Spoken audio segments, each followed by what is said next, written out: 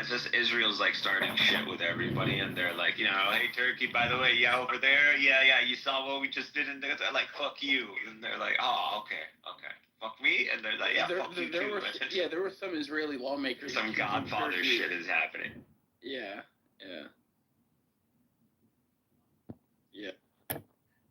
I think there's more than what we think is happening when it came down to attacking Qatar.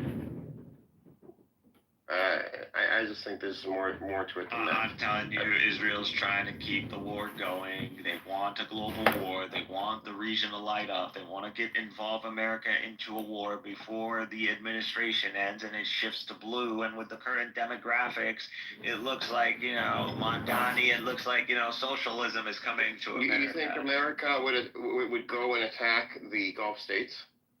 I think Israel wants to antagonize the region. I think Israel wants to start shit, and if it means starting shit with the Arab Gulf, then they don't care.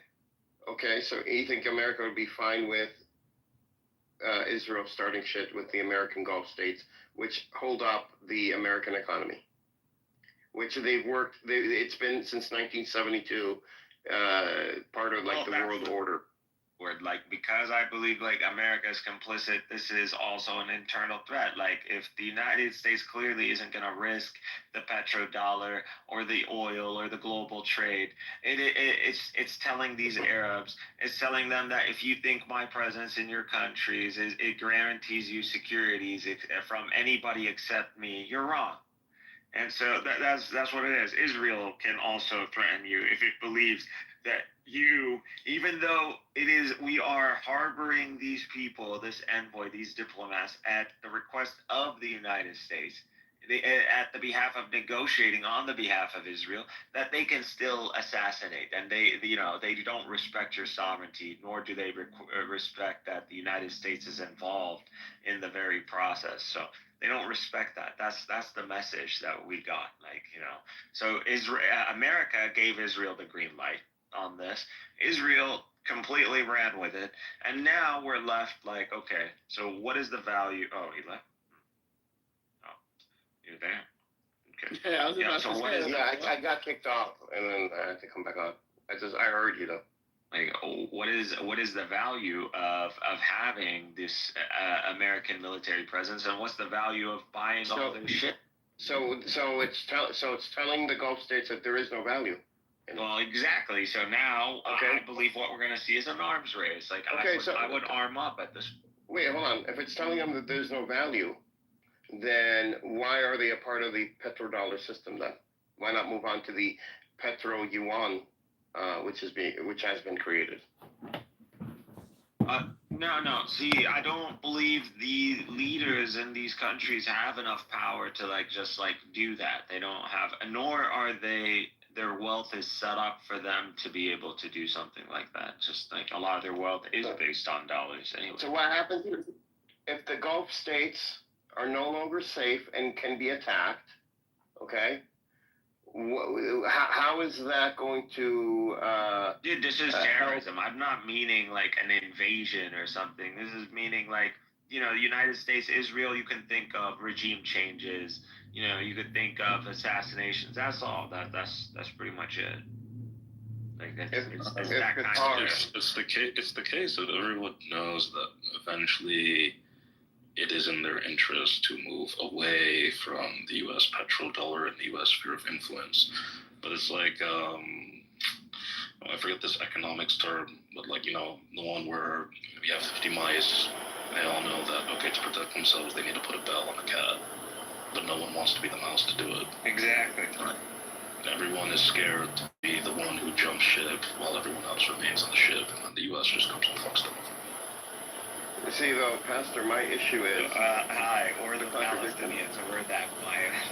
Yeah, I mean, the Palestinians, you're already in the jaws of the cat, so there's no... We always are. I mean, that's... In any scenario, we always are. The thing is, though, Pastor... If the petrodollar is what props up the U.S. economy through America being able to have the reserve currency, why would America then go and antagonize that system? If anything, they would try to make sure that it is fully protected and Well, sealed up in the rest of the that's world. the thing, Edward. I don't think America or even American leadership necessarily wants this. Like, that's why we always hear conflicting reports from the White House. One moment, Trump is angry about what Israel is doing. Another moment, no, he's okay with what Israel is doing, right? Where there's smoke, there's fire. Clearly, there are people in the American government who are extremely unhappy with these decisions and correctly identify them as uniquely destructive towards America. But how much influence those people have in comparison to the others in Jewish and Zionist lobbies is debatable. And it seems with each stroke Netanyahu pushes, right, every button he pushes, he seems to prove that, at least in his eyes, the Jewish lobby is stronger than the naysayers. I'll buy that. So you're saying that America knows that going after the Gulf nations would be against American interests because it would be against the petrodollar scenario that they have set up. But at the same time, those people that know this are not the ones in charge and have the power. Yeah. Okay, that makes sense. That I would buy. That makes sense. I even think some of the ones in charge and have the power know this, but they also, know that they're in a sort of catch-22. Either they're in a catch-22 of where they feel they can't actually jump ship, or they're in a catch-22 of where do their loyalties really lie? Israel first or America first? Because the thing is, the straightforward solution for America is just to pull the plug on Israel and say, okay, you can bomb whoever you want, but we just don't care. Well, I think they say you can bomb wherever you want, except these countries right here, which would make sense to me.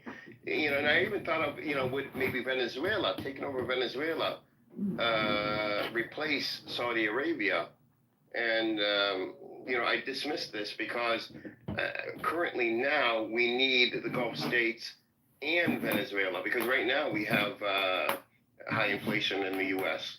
and that's a result of the U.S. dollar not being as circulated as it was before, because we have China and the global south who are not doing as much business in the U.S. dollar. They still are, but not as much.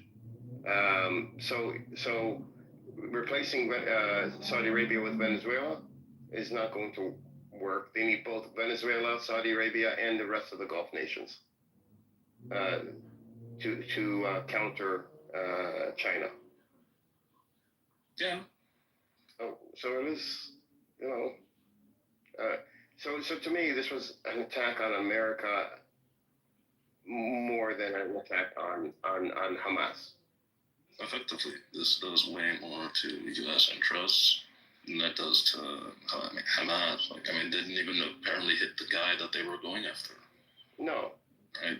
But you're going after those that you're negotiating with. So why would you bring all this diplomatic bullshit on top of you and show the world that they were right? Everyone was right. You're not looking to end the war. You're looking to genocide. This is what your objective is. Why would you make it so black and white for everyone? Because they don't care. Their survival depends on American involvement. So the Israelis are ironically also in a very big catch-22. They have no realistic objective from this war other than just to bomb because they're angry. The only way this ends up well for them is if the U.S. institutes regime change in certain countries that they deem hostile or otherwise balkanize and break them up. Yeah, Pastor, just quickly update me. Don't hashtag Turkey. Mikhail did the better with an Edward, so paying more attention. Turkey condemned Israel's strike. Right. I think that's they're calling them dogs. It's funny. Should do something. The Hezbollah guys. What? They don't actually do something. As this works. Somebody was just calling me. I was just saying the Hezbollah trolls on Twitter. I put a link in the chat. They're blaming Turkey and Qatar for Charlie Kirk's design. Really? And they're just bots, clearly, but it's still funny that they're putting forth this narrative. Yeah. And That viewers was a propaganda fall. That was a professional job, though. I mean, there's no doubt that was a professional people job. initially thought that it was like a bullet that ricocheted off his chest into his neck, but he wasn't wearing a vest. And if you rewatch the video, as graphic as it is, I mean, it's a straight shot entry into his neck. I mean, the blood wouldn't have spurted out that way. Is it? So they it have seems somebody- Like there's the bounce. There's like a bounce where he gets Well, like the it's shock like wave, double right? impact. It was- I don't know. They said it was the shock wave from the bullet. I mean, regardless, whatever, I mean, man, that's he's not dead. a survivable wound, man. He's dead, bro. I mean, that's a shot. I mean, it's not that hard of a shot. It's like 200 meters. Like, it's not even that long. Well, you do need to be at least proficient as a Tell you sniper. about this much, I wouldn't have made that shot. Fuck, man. Dude, you can't even 30 or 40 feet away aiming. If you are not, a Marine could, like, maybe 50 feet away could make that shot. But You know, but you if need to be a got sniper. rifle, it wouldn't take you 2 weeks if you practice, like, make something like that. Like, from an elevation, from a high position, like looking down, like To shoot somebody in the neck. I mean, I won't debate you that- on this. You have military training. To shoot somebody in the neck. I think it's I don't know, and it happened the day after or the it's day. a good the day after? shot. The guy's good. Like he's clearly. I mean, Yeah. it's not that hard of a like there's no wind resistance. It's not that long of a shot. It's just like a close range. It's you at an elevation like it's in a campus like it's contained. There is no wind like it's all contained. So it's not a bad shot at all. I mean, but still, Goo, what they say, Goo, about you don't need to be what is his name like hitman. You don't need to be hitman to make that shot. You don't need to be the right guy, John. though. The guy that called the right guy. the guy They that have they a suspect. yeah. The right guy doesn't have anyone phone in as JFK. Wait, who is the suspect? Goo, what is he like? Or I don't know if they caught him yet or not, but they have $100,000 Yeah. reward for anyone. He's like They some convinced him weirdo, he's a like dope. skinny. It's really hard to tell. Like, There's actually like a videotape though, the guy getting arrested or something. There's any convincing evidence besides them telling us they caught the right guy. I don't know. well, they the caught the old camera guy first, looks and they caught a different. second guy, and they released them both because Yep. they weren't the perpetrators. Looks Now desperate. there's this new guy that they have. They're trying to make up a narrative now. I think they're profiling at this point. So what is it? What's this new guy's name? Is he a white guy? What is it? They have They the don't name, have- but they haven't released it yet. They're saying they. How are do they have- offering $100,000 reward for anyone leading to any information about this guy when they're not releasing any information about him to They begin with? told me if you find him, then it's unlimited Taco Bell. Listen, we're not going to go down that road again. We agreed. We agreed that I'm is not gonna not. bring it up again. It didn't happen. $1,000 is enough. Like, especially with something like that. That's like you could easily get hit with like co-conspirator or accessory to, which would be considered terrorism because campuses are a no firearm zone. $100,000, Yeah, but I they're could not easily- releasing. They're not releasing anything about the person that they want, but yet they're releasing a reward. I'm saying the reward I don't think is enough. Well, I mean, I don't know. I I think the think FBI that's is my opinion, desperate nobody- at this point. I think the FBI is desperate. I think the FBI has switched to like profiling, and this guy, because he's wearing some sort of American flag thing, they're like, maybe we got some dirt. Well, they here. had to have followed him, like through surveillance. I would I'm sure assume they the did first that. two they were probably following from some sort of like the first thing I would have picked up is the university campus, like cameras. They clearly Yeah, and found they have cameras, obviously. so. They have cameras. So this guy though, do we have a picture of him? Yeah, there's a picture Yeah, they of him. posted Yeah. on X. It's going. Oh, we do. Okay, that's why I was asking. Like, Glasses, hat, wearing a sweater with an American flag. Nigga, who's we? Fuck the FBI. isn't he? Is he a white guy? What is he? Looks like a white guy, yeah. Yeah, it's No, he's Italian, brother. He's Ashkenazi. Oh yeah, maybe. Who knows? Like an astronaut. But apparently, 4chan. I don't know if you heard about this, Edward. Yeah. They No. conducted like their own little investigation, Of and course he did. yeah, and apparently it's like some like fucking like weirdo trainee. The ATF agent did say that they found like anti-fascist, like pro-trans, like inscriptions like on the ammunition or something to that effect. Really? Yeah. Wow. And honestly, it wouldn't really surprise me. I mean, these fucking freaks. And it's funny enough, like, and I'm not denigrating Charlie Kirk. I mean, the guy's dead, but like, it's like really Charlie Kirk. I mean, he's pretty moderate. I mean, he's not really as radical as they make him out to be. Like a Nazi, really. They think Charlie Kirk is a fucking Nazi. He's a fucking Zionist evangelical. What are we doing? But he was becoming like. He was turning, dude. He was turning. That is true. He was critical of Israel. He was getting. Yeah, he was talking about Epstein and Mossad. He was even having like a lot of anti-Zionist voices speak at TPUSA. So he was getting like a little cozy. Now, like I wouldn't put it past Israel to like take out one of their own. To be honest, they've done it before. Look at Robert Maxwell. Most like explanation. So, yeah. But the thing is, it happened happened the day after Qatar, right? I mean, yeah, that's a huge fucking coincidence to me. I don't know. I'm not saying it's the biggest right-wing organization that has the most influence on the youth. Starts to do a 180. I mean, come on. Oh, is it? See, I don't know anything about Charlie Kirk. I tell you what, there is a representative who talked to Charlie Kirk about a new contract or a new talking points, new section. They realize they're trying to deviate from the talking points, and they're like, you know what? Let's pull up another Hollywood JFK thing, and then we're just going to blame it either on the Muslims or we're going to blame it on these liberals and cause like chaos in America. That's what I think happened. And they're probably owing some money as well. I was confused. I was confused because he, they say he's an Islamist or, anti-Muslim, right? Islamophobic, I should definitely. Say. And he says anti-Semitic things too. And I'm like, well, what the hell is this guy? He's a sucker for Israel. He eats the ass. He said comments. Again, he made comments. Listen, I would not put it past Israel to do something like this. I mean, I don't have any proof that this is the case. I mean, we were only working with the information that we have. But it wouldn't surprise me, though, if the breadcrumb trail leads back to that. Bro, he would want to release the Epstein files. I'm saying I believe that he probably wants to jump on the Epstein file and he wants to get more edgy like Nick Fuentes because he realized he sounds boring, just spin out mainstream talking points. But when it comes to Israel, this guy was not anywhere close to anything anti-Semitic. Not because he's loyal to them, because he's fucking scared of them. He was a coward to the day he died.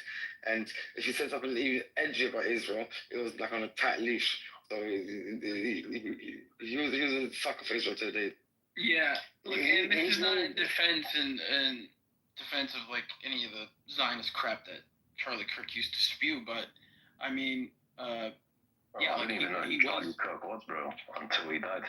Really? That's shocking, man. He's been pretty influential. Wait, can you repeat that? I didn't hear it. He said he didn't really know who Charlie Kirk was until. I didn't either. I'll be honest. I didn't either. Charlie Kirk was meant to make our generation think like our parents in the U.S. specifically. So if you're not like in your early 30s and younger in America, you're probably not going to know that much about Charlie Kirk. No, I'm 48, so I don't know anything about. I didn't know anything about. Yeah, he got shot. I'm like, oh, okay, well. I know about Andrew Tate more than I know about this guy. Me too. Andrew Tate does appeal to a broader audience than Charlie Kirk. Like, part of the reason why Charlie Kirk is so maligned is because, my generation is the one who, or I guess just before me, is the one who kind of realized that, okay, a lot of the stuff we learn in school and in the mainstream media is kind of, propagandist bullshit. Charlie Kirk, given his worldviews, embodies all the propagandist bullshit that, people despise.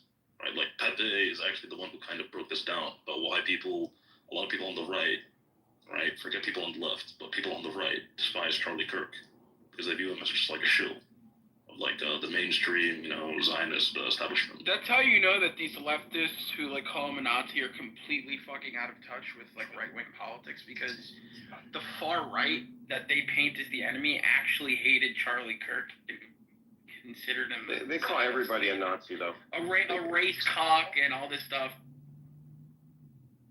Yeah, They call everyone. the InfoWars co-host Harrison Smith said that he had spoken with someone who was like very close to Charlie Kirk. Now it's a secondary source, but he did say that Charlie Kirk was very. You're breaking up, dude. Broke up suspiciously. I was gonna say to you as well, yeah. Can you hear me? I think. What was the last thing you guys heard me say? Very. That's it. It's a cliffhanger. Okay, Charlie Kirk, something. Yeah, I said that Harrison Smith, who's the co-host of InfoWars, said that he had spoken with with someone who was close to Charlie Kirk. Although it's a secondary source, he did say that Charlie Kirk was deathly afraid of criticizing Israel or stepping on line in that regard. And he thought he was being hyperbolic.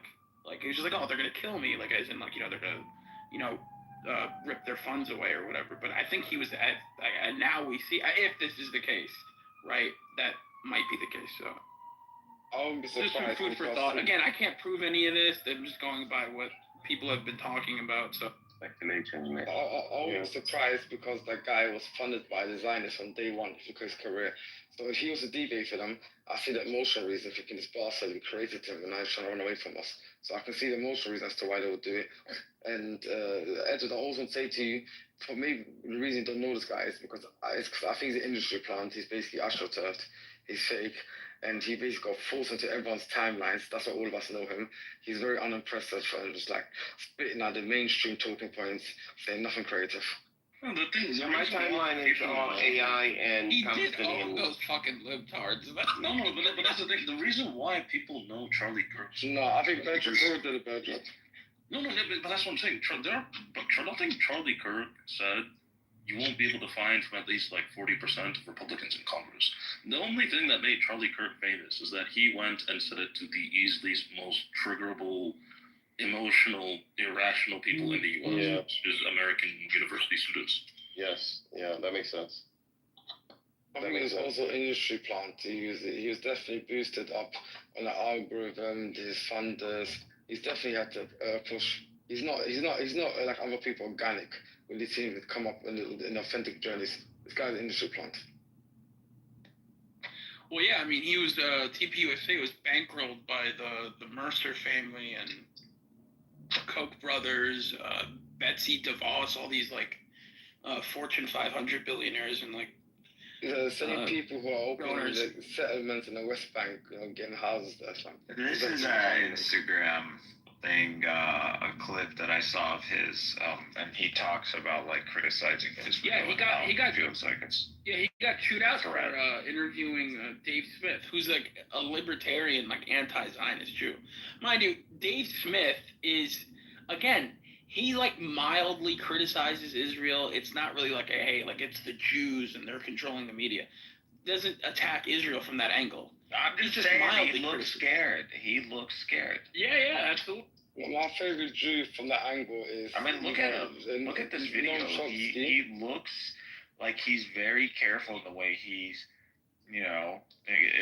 selecting what he's about to say. Like I don't know. There's not a lot of people in this world that you could get an American to like kind of be that careful. Like. Do you know about Max Blumenthal? That piece of yeah. Gray Zone. Yeah, you don't like him. I love that guy. I like him. Because on his publication, The Gray Zone, this guy, forgetting his name, he's some Israeli turned anti-Zionist or whatever. Aaron. And he wrote an article. He wrote an article covering up for the dancing Israelis on 9/11 and said, they weren't really celebrating, and we need to be wary of anti-Semitic conspiracy. Aaron Mate. Not Aaron Mate. It's another guy. Okay, there's only two guys I like. I don't know the rest of the cliques though. Yeah, I don't know that. Sharp shooter, bro. He doesn't hold back, bro. He's a sharp guy. Blumenthal was the one that went to Israel and the West Bank and did that tour last year and exposed You're damn the right. the David stage. Sheen, that's his name. You're right, but he's a brave guy. He was doing that stuff way before I ever knew about Palestine was going right now. He was in Israel, he was showing people how fascist the people are. Max Blumenthal is probably one of my favorite journalists of my lifetime. He's amazing still. I don't agree with him everything, but he's amazing. His October 7th documentary, I can't deny, was like really. Even the he exposed the stage that Israel had set up at the border of Gaza last year with the oversized binoculars and the school buses of teenagers or from high school or junior high, whatever, that were coming in to get on this stage, this platform, and to use the binoculars to see if they can sight Palestinians being killed. And I mean, he was the one that exposed that, and he was there when school buses were pulling up. So Israel is saying that Qatar has to choose now either to condemn Hamas and kick it out, or Israel is going to do it for it. I mean, this is getting. I think Qatar's really angry, and they're really talking to the GCC countries, trying to get a response. But I don't think Qatar's gonna lay flat. No, Qatar is a very powerful GCC country. They have spent their money wisely, and they have a lot of soft power. I'm just loving it, dude. Like they're calling them out like straight up, like, hey, we're calling you out. Like, Qatar is like, I'm like, let me get this straight. You guys are calling me out. I'm like, yeah, we're calling you out. It's like, okay. But they want. I mean, they're the mediators, and they're pushing to What's funny about it as well, they push them to Iran's hands. They're talking about was geopolitics. It's no secret that really Qatar is the intelligentsia, it's the beating heart of the cause, of the Palestinian cause. It is seriously like Al Jazeera. If it wasn't for Al Jazeera, like honestly, I don't know if it would have been a cause. Right. And if it wasn't for the financial support from Qatar, again, they pretty much bankrolled Gaza. But it went through Netanyahu, the millions of dollars too. Oh yeah. So it's not like this is new. And on top of this, it was a delay. Doha, I mean, gave people in Gaza some semblance of life under Hamas and in the light of a siege, in a time where Netanyahu was going to conduct. Israel was going to conduct such an attack to begin with, eventually. Of course, yeah. But Israel sent their delegations multiple times to Doha, so they legitimized the negotiations and negotiating, and the U.S. did too, and the U.S. wanted Doha to be the mediator, and no, this is them flipping the table, dude. They just flipped the table. They're done negotiating, man. They're not negotiating after this. But I agree with Edward though. That's really exposed himself, because I watched interviews the Qatari official with CNN, and he really destroyed Netanyahu. He didn't make no personal attacks. He simply stated the facts, talking about how he's broken every single rule in the rule book. This guy's not civilized, and it's so because what he's running is the unprecedented thing. Yeah, he wiped the floor with him. Yeah, he really did break. I mean, Israel did break massive rules, diplomatic norms that just aren't broken. And it did do a lot of damage to Israel's credibility. No chivalry in war, right? That's what they say, right? Except for diplomats. The whole UN Assembly pretty much was a grilling session for Israel, not one person.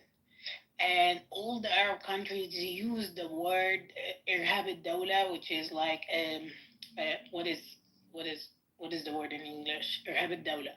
What is that, Mikhail? State-sponsored terrorism. Oh, yes. Okay. Not one country didn't say that word. Oh, wow. Yeah. From Qatar to Kuwait to Pakistan, even Pakistan came out and kind of shitted on Israel at the end. And dude came out, the Israeli representative, and he said, "What you talking about? Like America came and assassinated Osama bin Laden on your own soil. Like nobody blame it." How about Saudi Arabia, Z? Did they have anything to say? Yeah, he said we are backing Qatar at any position it would take. All the GGC, GCC, yeah. yeah, behind it. Totally, Egypt as well. Like it's. I mean, thank you. I've been. Israel is a Thank risk, you. and if the Arabs thought that America is going to contain Israel once it implodes, no. So Israel's like, I'm not going to go down. I'm going to implode, and I'm going to take a lot of you guys with me. And like, who wants to start shit? Like this Dude, is what the Israel we're seeing today, and so I don't funny. know. you can enjoy the airspace, and then we gonna fuck you on the ground. We get millions of people on the fucking borders. And we Arabs don't want a total war with Israel. The Jews, we don't need a total war. No, we don't. They can do it for themselves. Yeah, implode on your own. Don't take us out with you, you terrorists. Yeah. You just realize Israel is a rogue pariah state, right? Oh, you just realized this? And it's also, have you heard about this, the prediction that in 80 years, that is never Yeah. And it's getting to 80 years, so it seems like it might be repeating itself. Yeah, it's crazy. I mean, I don't believe in that kind of shit, but I can't deny the pattern. I mean, I just can't deny the pattern. How many weeks has it been since like they announced their operation on Gaza City? Like, has it been like 2 weeks now? What? Yeah, it wasn't. It wasn't. They scaled it back to the operation. What they call it? The gate, opening the gates of hell, which is a scaled back version, which I forgot what it entailed, but it wasn't. I know. How many gates? It doesn't even have a nice ring to it. Like they've been saying. But they're not. But it wasn't about going into Gaza City though. Dude, they came into Gaza City at least 4 times.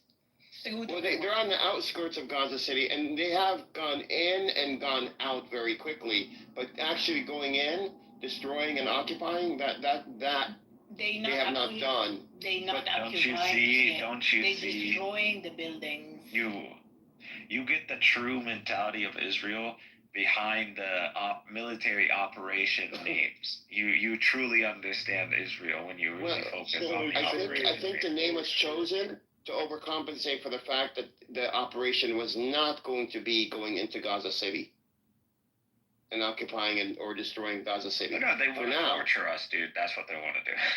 I don't think they're ready to go in. I don't think they have enough resources to go into Gaza City. And in the meantime, I think they're afraid of going in. In the meantime, they can mow the lawn. No, mowing the lawn is way. I mean, we're way past mowing the lawn. The lawn is burnt. Mowing the lawn was just cut down. Destroy a little bit of Gaza. Here and there, just enough to disrupt their economy, make sure that the people, like you don't grow. You don't grow. That's what mowing. Here, it's about tilling the land. If you want to use another the similar analogy, because there's no lawn to cut down at this point. I'm so confused. How did so many millions of Christians in the Western world get brainwashed into supporting poor people from the same land Jesus Christ grew up in, getting genocided by some fake Jews? You're still appealing to Christians. There are no more Christians. They're all dead. All the saints are waiting to be resurrected when Jesus comes. All the Christians are dead. All the saints are dead. When Jesus comes, they'll be resurrected. There are no Christians, man. If there were Christians, they would be helping the Palestinians protect the Christian holy sites. That's what they would be doing. That's what they should have been doing all these decades. That's an actual fact from a religious point of view, but just beyond that, just a human experience. Like people under the rubble, poor people caged up like animals, the land getting stolen, the treatment of the land. It's like every movie. Done this already. Huh? The mainstream churches condemn this already, but You know what? To be fair to the Catholic Church and Orthodox Church, you never seen take no. Most of stay neutral. The Orthodox Church obviously got the most at stake, but oh my God, these Western Christians, they're ashamed to the name of Christianity. You're talking about There are no Christians. I don't know, like, yeah, dude, you're talking about this very specific subset of Even here in England, the Church of England and whatnot. Bro, you can't say Western. the Church of 'cause England. you can't find, like, this evangelical Zionist so-called Christianity isn't normative in Europe as it is in the United States. So you can't say That's true. Western. That's a mis. I said Western, I mean America. The Church of England and the churches it's in communion with, some of them have literally adopted BDS as official church position. But none of these people have military power, economic power, military might. All that is concentrated in the hands of the evangelical. And evangelical, well, he's made his worldview clear. Dispensationalism, cockery, Jews are God's chosen people, cockery, and all sorts of other heresies that they spout, so... Was David Smith, real quick, did he run for president last year? Was he the guy that tried to run? No idea. No. No.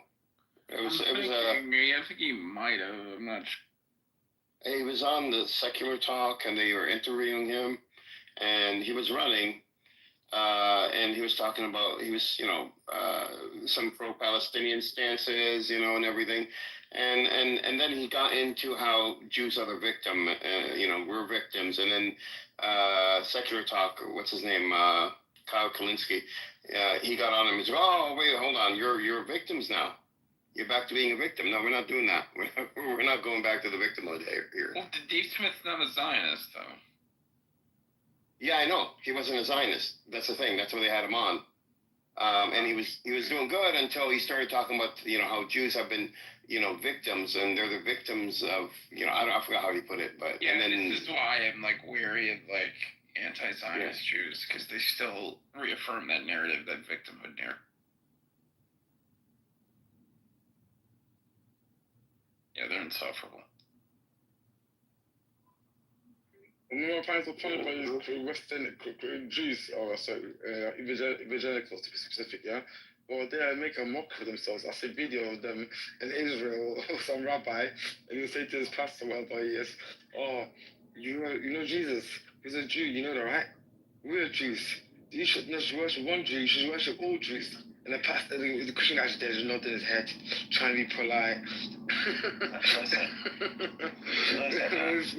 You say it to a Muslim, you get fly kicked in the face. If Christianity is anything, it's gonna be like the days of Christ. If Christ is preaching a message and you believe in him, and you go and you participate in like corruption and death and hedonism and all of this, are you truly a follower of Christ? Like, the whole message is to follow him, to follow his example. Like, these people, they're not Christian anymore. Like, it's gone.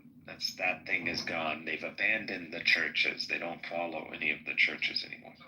They rebelled against them. It's funny, the Western Christians claim Islam is incompatible with the West and incompatible with Christianity and their values and stuff like that. If you actually see pictures of Jesus in like the church, yeah, he looks like a Muslim bro. He wears a full black kameez, he's got a big beard. Well, they rebelled. They rebelled against their churches. Wait, this incompatible, and their kings. And we're alien, apparently. This incompatible trope that's been out for years started dissolving with the right, on the right here in the U.S. because of the, the agenda, the, left-wing liberal agenda that they tried to force on, all of Americans. And then some, I don't know how this happened, but Islamic values started lining up with, I don't want to say Christian values, but they call them Christian values, Republican values, and they wanted so they wanted to work together. Like I've so many Republicans have come up to me saying, how do we work with the Muslim community because of what's happening in our schools and this whole big liberal agenda, and we both, and the Muslims knew about this before we did, and they set up their own schools and we didn't, and how do we work with them and to get them to work with us? And I'm like, well, they don't need you. We don't need to work with you. You shit on us for 25 years, more than that, but since 9/11, and now you want to work with us, but yeah, strangely enough, that In Egypt, there's no compatibility. Egypt is like, yeah. By the way, the security of Qatar is the security of Egypt.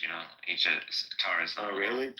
And they sent yesterday. They sent like a very high volume warning to Israelis. So like, if anything happens, we will open the gates of hell. Confuses me. From a geopolitical point of view, America's own hegemony of the plan they got, right? It would make sense to have friendly relationship with the Gulf countries, even Iran, because of the amount of natural resources they have, gas, and you'd be thinking. Dude, we talking millions of people. Where America gonna fight? Like America gonna fight all of them on their land? They're gonna get decimated. But instead, it is doing exactly the opposite of what a geopolitical strategy should be, right? And why would that be? It is because it is not really in charge. It is a subject state. And it's subject by who? By Israel. Subject government, not state. Hey, I'm sorry. We can take on Israel. We just don't have the capability to do these surgical strikes on Israel, so we don't have that Air Force. You do have rockets, you just need an alignment. We got weapons of mass destruction. That's what we got. We got ability to go to war, total war. We just don't have surgical strike capabilities, and at this point, it's like testing. When you open chaos gates, chaos come to you. Like once you start destroying in all of the freaking region around, there is nothing to hold on to. Even the freaking government's gonna fall. You started a domino effect. I don't think there's any doubt anymore. I'm not crazy when I told you guys this is gonna go, and it's gonna be Turkey versus Israel, and you're gonna see a coalition. This is gonna happen. It's gonna go there, and the next theater is Syria. The next theater is gonna be Syria. It's going down. We've been saying that from the beginning. This is not gonna stop. Hey, Mikhail, what do you think about Syria? Do you think they're sellouts, or do you think they're real Muslim? No. I think Syria is just gonna, this is gonna be the Arab horde. This is where it's gonna show up from. As Syria, the Egyptians are gonna do their thing. And the Turks are gonna be there. This Arab horde is gonna come with Turks, backing them. So it's. If Israel's gonna push this, it's gonna happen. It's gonna happen. This is also the time of his training. All the people that align themselves with Israel at this time is traitors. So outright known who's standing by who at when. This is done. It's a done deal. UAE is done. UAE is unredeemable. It's trying to correct as we speak, trying to align itself again. So we'll see. I refuse to even support a country to go on holiday. I think economically, the trajectory isn't in the favor of the United States, and I think if the conflicts that we see in the world are not gonna they're not calming down, and they're just the trajectories that they're gonna grow.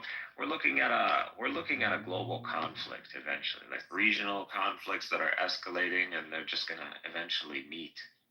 And this seems to be what's happening, man. It seems like the world is boiling. I didn't know shit about Nepal, and then all of a sudden these guys are chasing down their prime ministers, and they're burning everything. Look what was happening right before. America says death to America, death to Israel, and he calls big Satan small Satan. We should start doing big Satan Israel and small Satan UAE. Then a real show dance, man. The Muslim world, man. You stole that from Iran. Nasılsın kardeşim? It's a given. Look what was happening before October 7. It was infiltration to the education system all over the Arab world. Abi, nasılsın abi? Is he speaking Turkish? I don't know. I have no idea. He's trolling, kicking down. He was sent here by princes. Like they think. What's happening? They're friends. I don't know. Hello guys, you right? So I'm from Turkish guys. Okay. Are you Muslim? No, I'm not Muslim, bro. Oh, that's strange. What part of Turkey from? He's a Kemalist. We speak Turkish here, man. I don't care. Like, even if you're a Kemalist, like, you should be on our side too. Like, at the end of the day, like, Israel can't have hegemony in this region. Like, Israel isn't gonna bully Kamala Harris. all of us. Fuck off, man. Shut up. He's talking about Mustafa Kemal. I know. Brother. Like, the Israelis are threatening you directly now. They're like calling Turkey out. Like, what are you gonna let this happen? You love Turkey. You love the country. Okay, so here's what confuses me though about your analysis is how do you square that with Turkey being a NATO ally and beholden to the United States? Bro, the Turks, they are all about They're playing like, both sides. the Turks gotta play. The Turks are more in check I don't with think the you world. understand what it means to be a NATO member, bro. Like, what? What are you talking about? They're playing both sides. They are a Being a NATO member member. of NATO. That means they But they're answer also to the playing- United States. They have coordination with the United States. Okay, sure. So what? I wouldn't just call that coordination. I mean, but that leaves you up on a level of a military standard. Like, if Turkey wasn't part of NATO, how would the Muslim world even have a comprehension of like NATO and military class? Like, how would they know? But he's right, though, Mako. Turkey is fully infiltrated by America. In terms of the. Dude, your jets are your jets. You build up your drones. You got tanks. Like, this is a military. It's not like the Turks never lost. The Turks never lost their military doctrine. It's not so much that The Ottoman military doctrine was never lost. Like, the Turks are a continuation of a military mind. Not only are they a NATO member, which means they are beholden to an institution powered by the United States, Mikhail, they're hosting American nuclear weapons. Yeah, which makes them even greater of a threat. Like wait a second. Like, if Turkey wanted to go rogue tomorrow, let's assume a scenario. Do you think like Turkey can't? Like, is it like an impossible thing? Like, what? They're not going to be able to launch their aircraft like anymore. Yeah, but they don't. Oh, are you talking about nuclear? No, I'm talking about like just go like rogue against NATO, like just disconnect from NATO. Like, I don't want to deal with you guys anymore. No, that's not how it works. Sorry. I'm just saying, let's assume there is like I don't know, some Islamist takeover. I don't know, some hostility. Like, a war with Israel and no response from NATO would pretty much do that. Like, I don't. So you think Turkey is going to go to war with Israel? I think Turkey, the Turkish military, is totally capable of engaging in military operations across its borders without any assist doubt that there by NATO. I don't doubt that hostilities are there, and it's only going to go south from there. Yeah, I'm sure things are going to happen. There might be, a proxy war that might take place. They might sever ties diplomatically. I'm sure that's going to ensue, right? The more things heat up in the region. But to suggest that Turkey is going to pose an existential threat to Israel by military means, I mean, that's preposterous. That's never going to. I don't believe that. That this coalition, this rising coalition, is going to be desiring to engage in a total war against Israel. The whole thing about Israel is containment. Like, it's going to implode on its own. It's already is. We can't get rid of the Palestinians. The Palestinians, that reaction is so violent. It's just they're imploding already. So we just got to contain them. Okay, so what's holding back Jelani Syria from diplomatically supporting Palestine?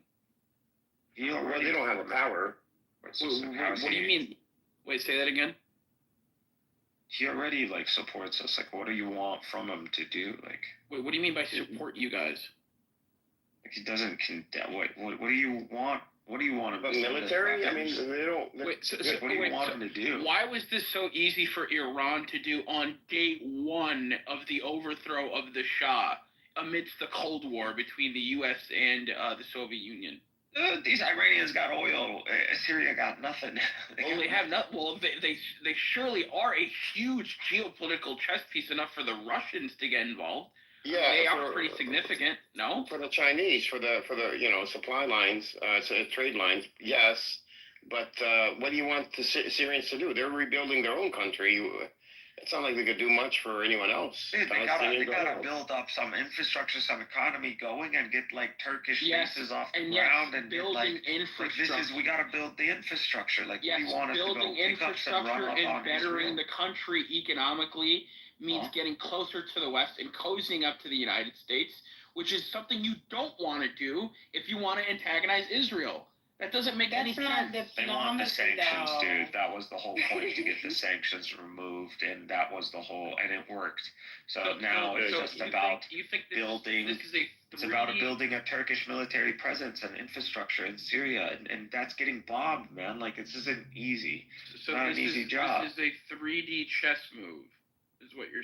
Yeah. This is a build-up. This is an encroachment. So when Jelani talks about building a Trump Tower in the middle of Damascus, this is all about getting closer. Building up enough capital.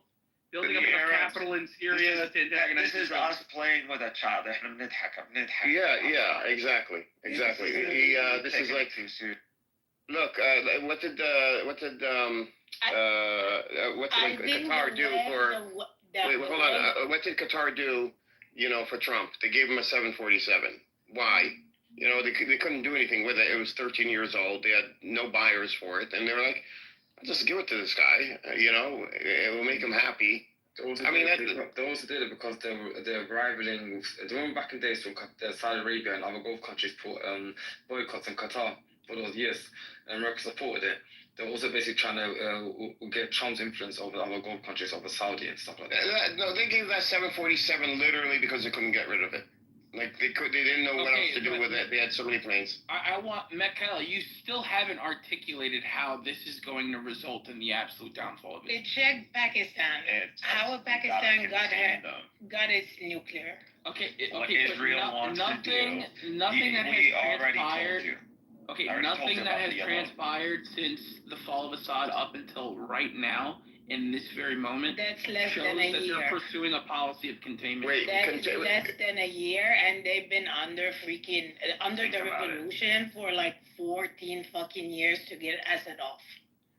Don't worry about it. We don't count it that way. The West way of thinking is different than the East. Totally different. It's just strategy, bro.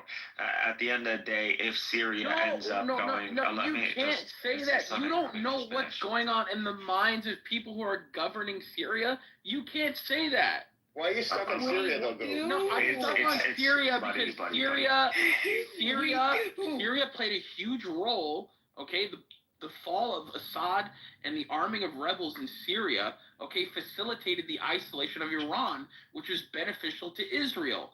What you guys don't see, you think that this is some sort of Sunni Syria would be a much greater threat to Israel. Do I need to reference the white papers? A Sunni Syria would be a much greiter threat. That's Sunni not true. Syria, And there's already known Mikael, that's not it's a much more serious threat. Yes. Mikael, that's not true.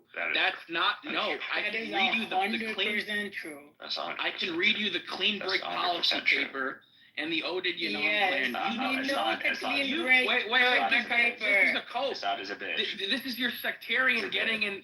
This is your sectarian getting in the way of your thinking. It's let me explain.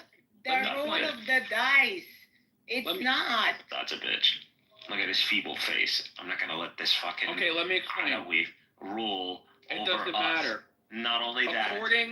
You claim to get on this app. Mikael, please, if you would let me finish speaking.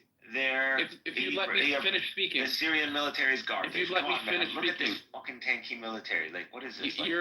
you're a World War hypocrite II because you garbage. tried. Hold on, You he's on cried- the roll. Hold you on, cried hold about on. Gaza, What are you like? We're gonna liberate and then you Assad- celebrate. Yeah, then you World celebrate War, the killing of Cold War minorities in era Syria. army, like Assad's Cold Okay. War era army is gonna liberate us from Israel. Nobody Get said it? that. This is Nobody said actually the They are game also using has that. to play Let on me the finish. minority, Can I just dude. speak? Like, how could you Israel, see that? since we're gonna put it all out on the board, Israel is using Assad to facilitate the Alone Plan in Syria. That's No, what that's it is. not true. It's Yeah, the that's it, diametric that's what it is. opposite. That's right. Have you read the Yanon plan? I don't think you've read the Yanon plan. The plan was to have a Sunni state in the middle of Syria, with a Druze state right near the Exactly. Golan So Heights. they want to cut it off. An Alawite, They want to an cut off the Alawite, country on ethnic lines. an Alawite state. And who's hold asking on, for wait, that? an The Alawite Israeli state. did that. You guys aren't letting me finish because you guys are speaking about things you haven't read about. Bro, Wait you a second. just mentioned them. The goal is to have a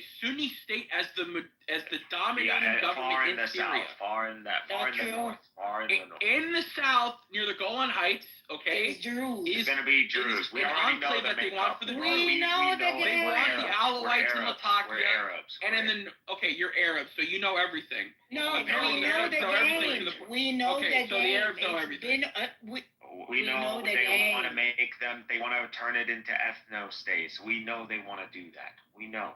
But the reason And at they the weren't core, able they to want do a that. Sunni governance. Okay, dude, just calm down. So if I'm gonna go and create ethno states, like if I want to do this in America, I swear we had this conversation before.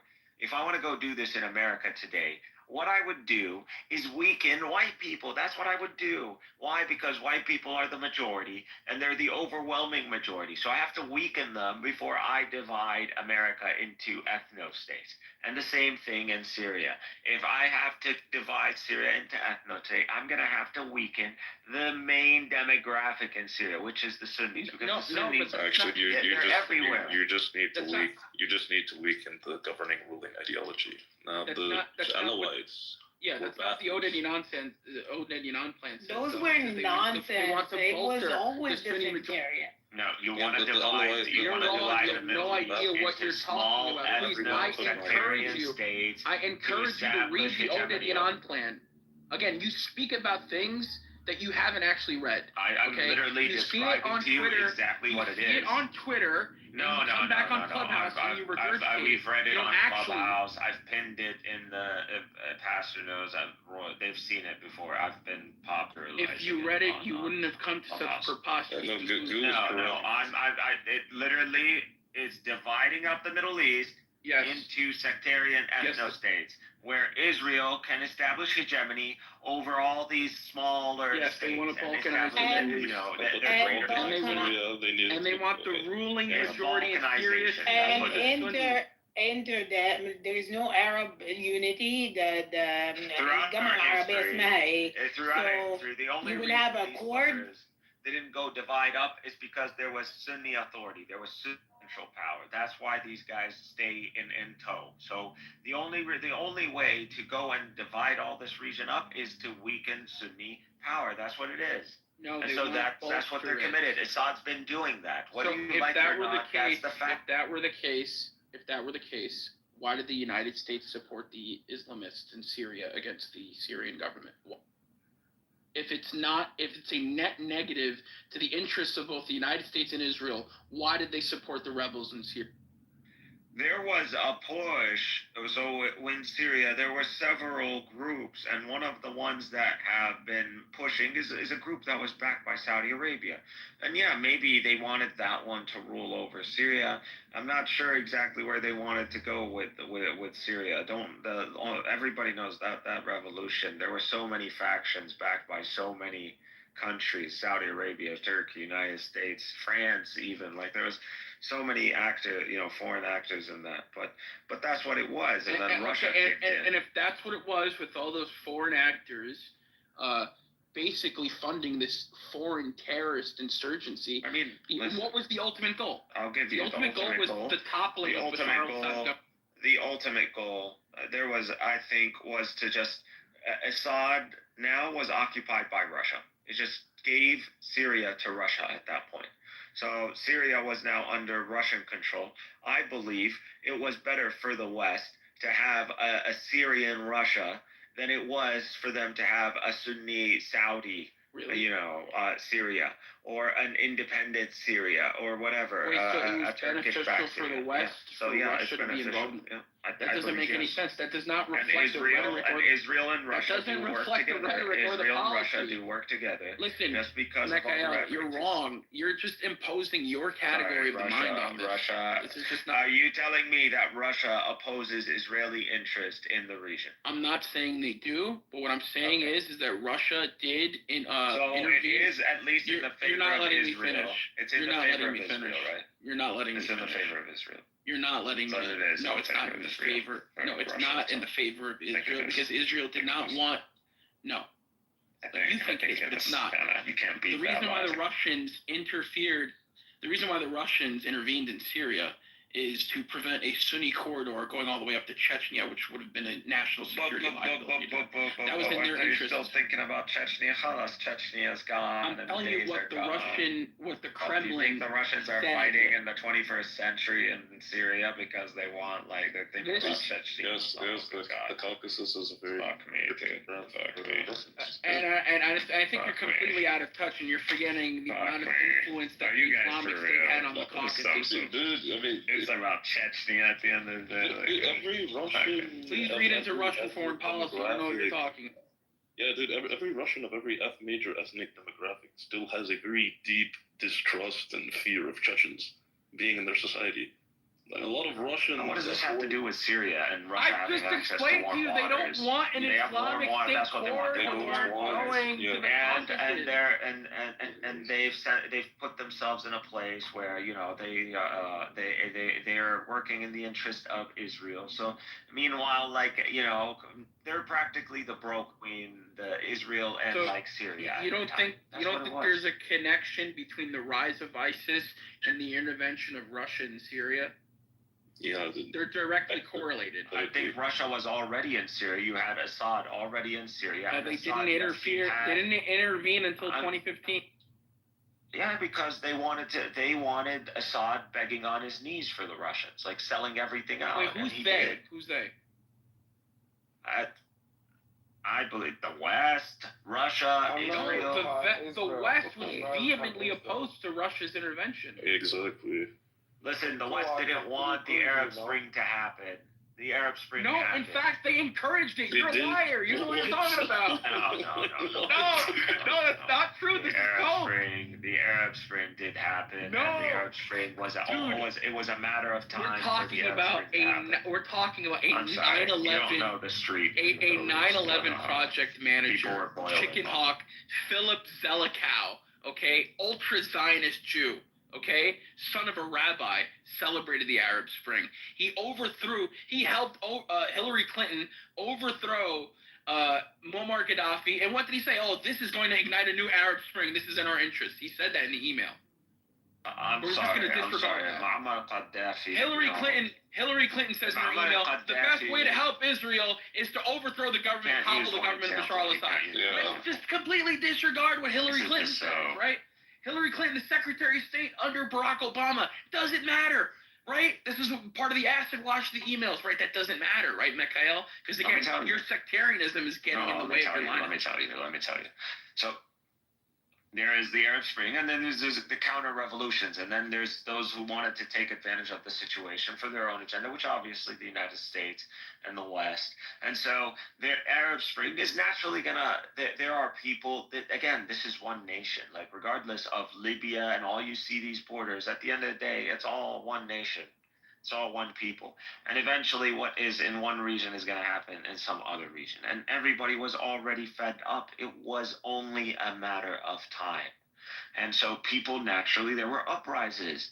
And obviously what happened in Libya, Gaddafi, with all due, I tapped the head. The guy, he said some bold things. I think they were obvious things for the times. I think he played some cards. But at the end of the day, he's a failure, regardless of what he's did. He's a failure. It's funny how your foreign policy, and you knew they were coming for you regardless. What's funny to me? But let me finish. What's funny to me? Wait, hold on, wait. I just want to say this one thing. I have to make this point because I need this room to know this. Is that Sunni Muslims typically always somehow, in some way, shape, or form, always align with the United States and Israel when it comes to their foreign policy takes. This is not a coincidence. And it's not a coincidence that you're saying this as an Islamist when it was Islamists who overthrew Gaddafi. Do we want and the pipe up his ass. It was Al-Qaeda. Do we want These World were the War same III? terrorists. It depends on what scenario. And you have to understand. Do we want World War III? You have to understand the timeline. To be just you have to understand the timeline. Like which one? You have to understand the timeline. I don't really want after Gaddafi. World War III. After Gaddafi was killed, right, it led directly into the civil war in Syria. Directly. Those same rebels then started flooding into Syria and started antagonizing the Syrian government. This is also we know something where that the was noted. revolution began. This is also something that was noted in the exchange of emails that Hillary Clinton had. They were watching this from start to finish. We know the early protests. We know where it started. We know the people were killed. We know the graffiti that it all started with. We have the whole narrative down. We know that there's been previously a history of uprising in Syria against his very father. We know that there's over 100,000 who were killed in that. So we know that there is a Sunni consciousness. There is a Sunni consciousness in Syria that is oppressed. And view Assad as an oppressor and view him as someone who is a godless motherfucker who just uses Israel as an excuse to continue his military dictatorship. And that's what it's all about. And then he uses Arabism to hide that he's an Alawite motherfucker. That's what it is. And he has sold his soul to the devil. So this guy and his father have used the struggle. Wait, but what's confusing and the only thing that has been working out. The only thing that Assad has been progressively succeeding at is that the UNO plan is balkanizing Syria and putting us, and now we see the Kurds, who are now backed by the United States, they're putting up a front. And we got the Druze, who are half-armed by IDF Druze themselves, or by their weapons and their snipers and their night scopes and shit, and by tactical air support, apparently. So that's what we got. And we got an Alawite population that, still has Druze, still has Ba'athist sympathists, and now they're trying to do this Alawite jihad movement, and now we're seeing some SUVs being blown up. So this is what we have. This is Syria post-Assad. This is what Assad got us to. So now we have to deal with all this. Now we have to go and subjugate all these motherfuckers again. So this is what it is. We see that this is a combat. You're combating Sunni presence and dominion over these lands. That's what it is. That's what's happening. Wait, are you saying that? And that's what Israel does. Wait, German. Wait a second. So are you saying that because of the overthrow of Assad, that Syria is now in a perpetual state of destabilization? Is that what I'm saying? That now that we've removed the shithole that is Assad, when we've tried to assist this de-animation of Syria that is happening, this is the aspect. This is the spectrum that you're seeing. You're seeing all these. You're seeing sectarianism, and you're seeing these ethno states that are literally about to pop out. You literally just they're literally. Okay, but who got us to this state? That's literally the goal. Who got that us was to the this goal, state? Mikhail. That's the goal. No. The Assad should have Syrian society shouldn't have been shaped like this. The Syrian society itself has already been antagonized, and this antagonism comes from the Assad regime itself, yet alone from the historical understandings we have with these groups. These groups do not want our interest. They have genuine animosity towards Sunnis, man. It's just a fact. The Alawite and the Druze will stab me, bro. They'll literally eat me, and they'll put me in their stew, and they'll have a good time doing it. Don't feel the same way.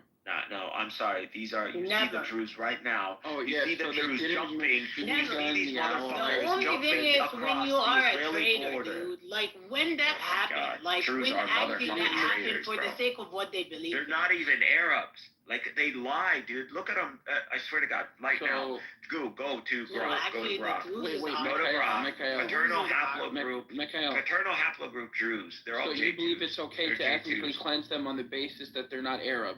How are you any different from a Jew? Not that they're not And I don't Arabs. want to hear this morality Not game that- let me that finish. you play about, Let me oh my finish. God, Not the that they're God not of Arabs. the Torah, They're the traitors. God of the They're Torah traitors. commands the Dude, most they're heinous traitors. of They're acts traitors. against They're groups of traitors. people. They're traitors. They're traitors, okay. They're traitors. So you Look think at it's them. okay to Right now, Not raising Israeli all of flags.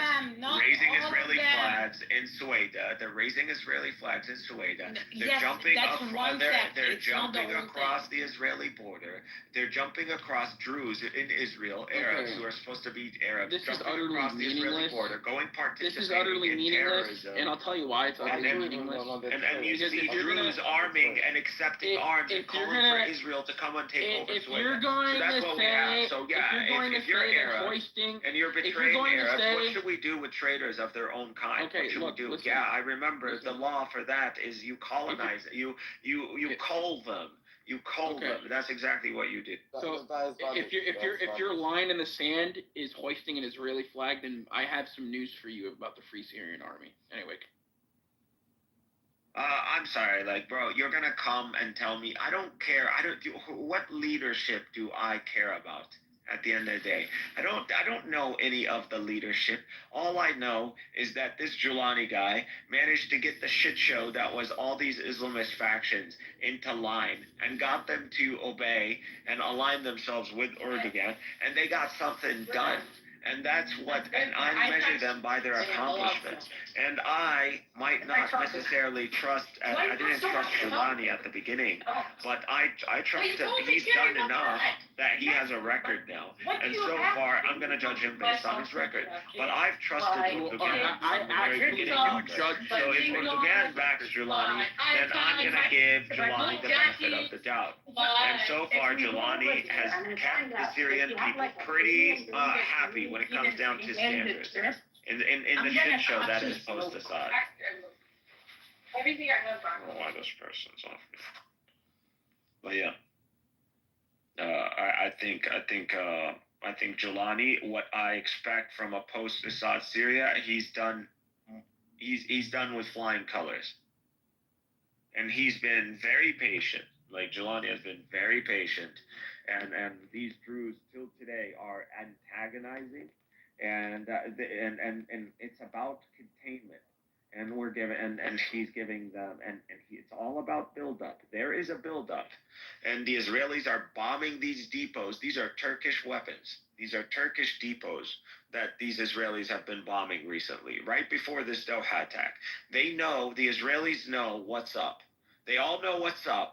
So the Israelis know what's up, and they just said, fuck the negotiations, fuck you, Qatar, and fuck you, Turkey. We see what's up. Like, this is what they're going. The Israelis are calling us out. They know what's up. So we know what's up. Everybody knows what's up. I think let's just say it. We're coming for each other, and it's going to happen. And if it's going to happen in Syria, if it's going to happen in it's happening. They made their choice, and it is. The Syrians are not going to live in misery. They're not going to live under the hegemony of Israel. They are going to live as a strength, and they're going to be like Turkey. And if you don't want that Turkey on your border, then come do something about it. Come do something about it.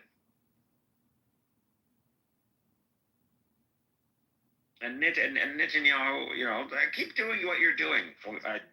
Good luck. We love it.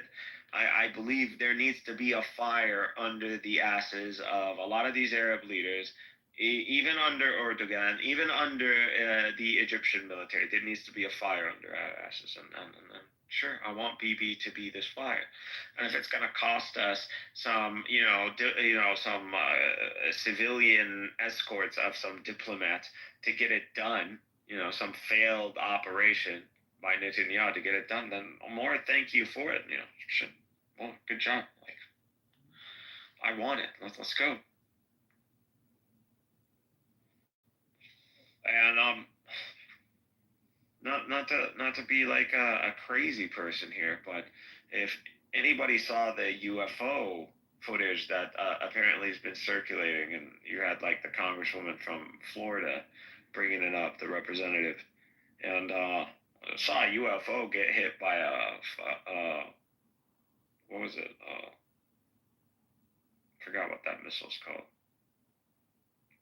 But they showed it getting hit, and it just kept flying. So I'm just saying, if that footage is real, there's aircraft that can take on a missile and keep going. I don't know what it is. No one knows. I don't. It's serious enough that military testify. So it seems to be real. I don't know. But saying there are technologies out there that apparently we don't know about. So just like, well, it's not the United States, so I wonder who it is.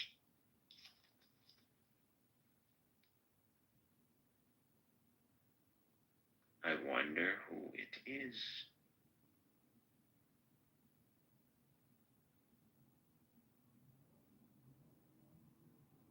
Guy wants to like still dream about Assad and some sort of Iran axis and all that bullshit. You know, Iran was just doing its thing. It got what it wanted. It's controlling Iraq.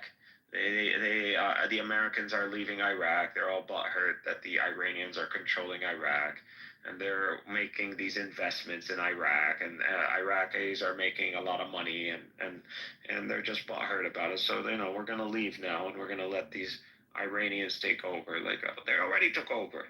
They already took over. So Iran used the region. They used the Hezbollah. And they just had their way in Syria. They had their little religious orgies in Damascus, and they bounced. Like that's what happened. Let's be honest. Like when it comes down to the blood, the casualties of the Iranians, in since October 7th, they're still on the least to suffer casualties. So Iranians are good. They win too. It's like they never cared about us to begin with. We demanded some payment for using the cause. That's it. But Iran was oppressing. It was actually in the favor of Israel, destroying Sunni countries and spreading sectarianism and violence in these countries. Like this serves Israel only. So, and that's why Nasrallah and Hezbollah was so confident. They were like, that Israel wouldn't decapitate them. Like they were so confident because they felt like in a way they were doing Israel's job. Like at the end, an enemy of my enemy is my friend, right? Like that if you decapitate me, like the Sunnis are gonna push in, right? And Turkey's gonna push in. Like Nasrallah really thought like that you could, like, Israel would not be that stupid.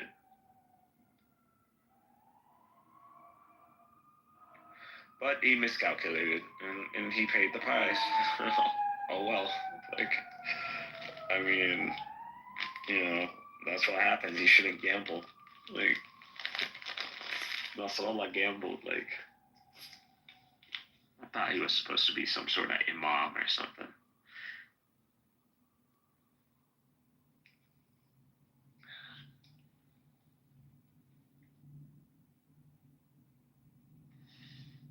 It's all good. I think we need to get our air defenses. We need to get our stealth fighters. We need to build our own shit. Like this should teach us a lesson. Israel needs to be punished, and we have the power to punish them. So see, but the Arabs have been called out. I think let's see what they can do. But to call out Turkey, now that's ballsy. That's ballsy. I mean, You're itching for it. You see it happening in Syria, and they see all the depots, and they see all the weapons, and they're like shitting themselves, and they're like, oh, you know, and I'm gonna just start calling you guys out right now. I'm like,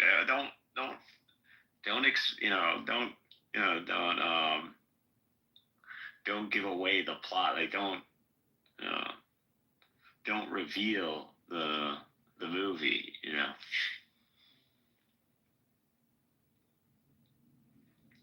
No spoilers. Yeah, there you go. No spoilers. Like, don't spoil it. Like, that's supposed to be something for like 10 years from now. Like, it's like they just want to rush it. Like, which I don't blame them. Like, at the end of the day, what are you gonna if you stop the war, then Syria is just gonna build up. It's gonna build up all its weapons. Syria's gonna just build up all its weapons because there's no war. You gotta respect the borders of the other countries and all that, you know.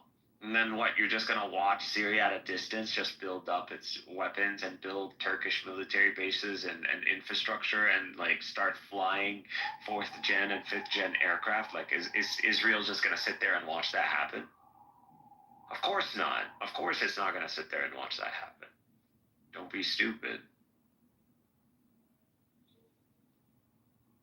So this war is going to continue, and it should continue, and it's going to involve Syria, it's going to involve Lebanon, and that's if the Egyptians and the Jordanians like don't get involved. I mean, at this point, like Israel attacking Qatar is a good reason like to like start moving.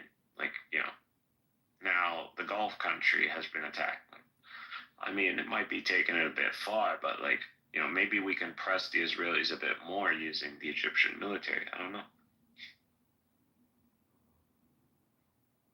But if we're just gonna rely on like the Syrians, I don't. The Israelis are not gonna let us. Like, they're just gonna keep going. They're gonna spread the war to Syria. So, and if the war spreads to Syria, like, Turkey's gonna have to get involved. So it's inevitable. It's inevitable. Like, we're facing a global war, and Israel isn't gonna take the L. So it is what it is. I think this strike just proves it. Like, Israel's committed at this point.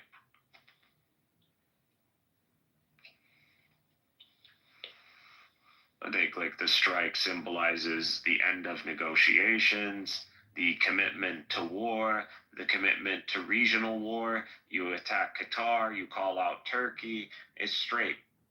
Israel is being very clear. Like, that's it. Israel's being very clear on this. We're going for a regional war. Or we're going to threaten with a regional war. And if you guys don't want a regional war, you guys submit to our demands. Which is kind of what Edward was pressing earlier, kind of thing.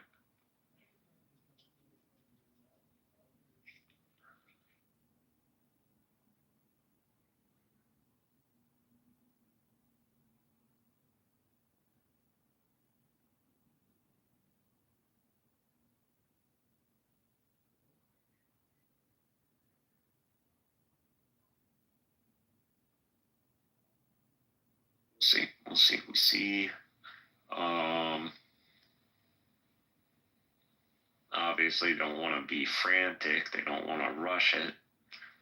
But I think kicking out the ambassador would be Israel's embassies, all that in the Arab world. That would be a start. I think that would be fair. And then going from there, that would be the first response. I just don't think Qatar is gonna let this slide. I don't think it's gonna. I think people underestimate Qatar a lot of times, and they forget that Qatar survived like a siege by other Gulf nations, and they brought Turkey into Qatar, and they've have a pretty modern air force. Like, I mean, and they got a lot of wealth. They got a lot of money. And their gas is playing a key role in keeping Europe, on its knees when it comes down to Russian gas. So that and American gas. So.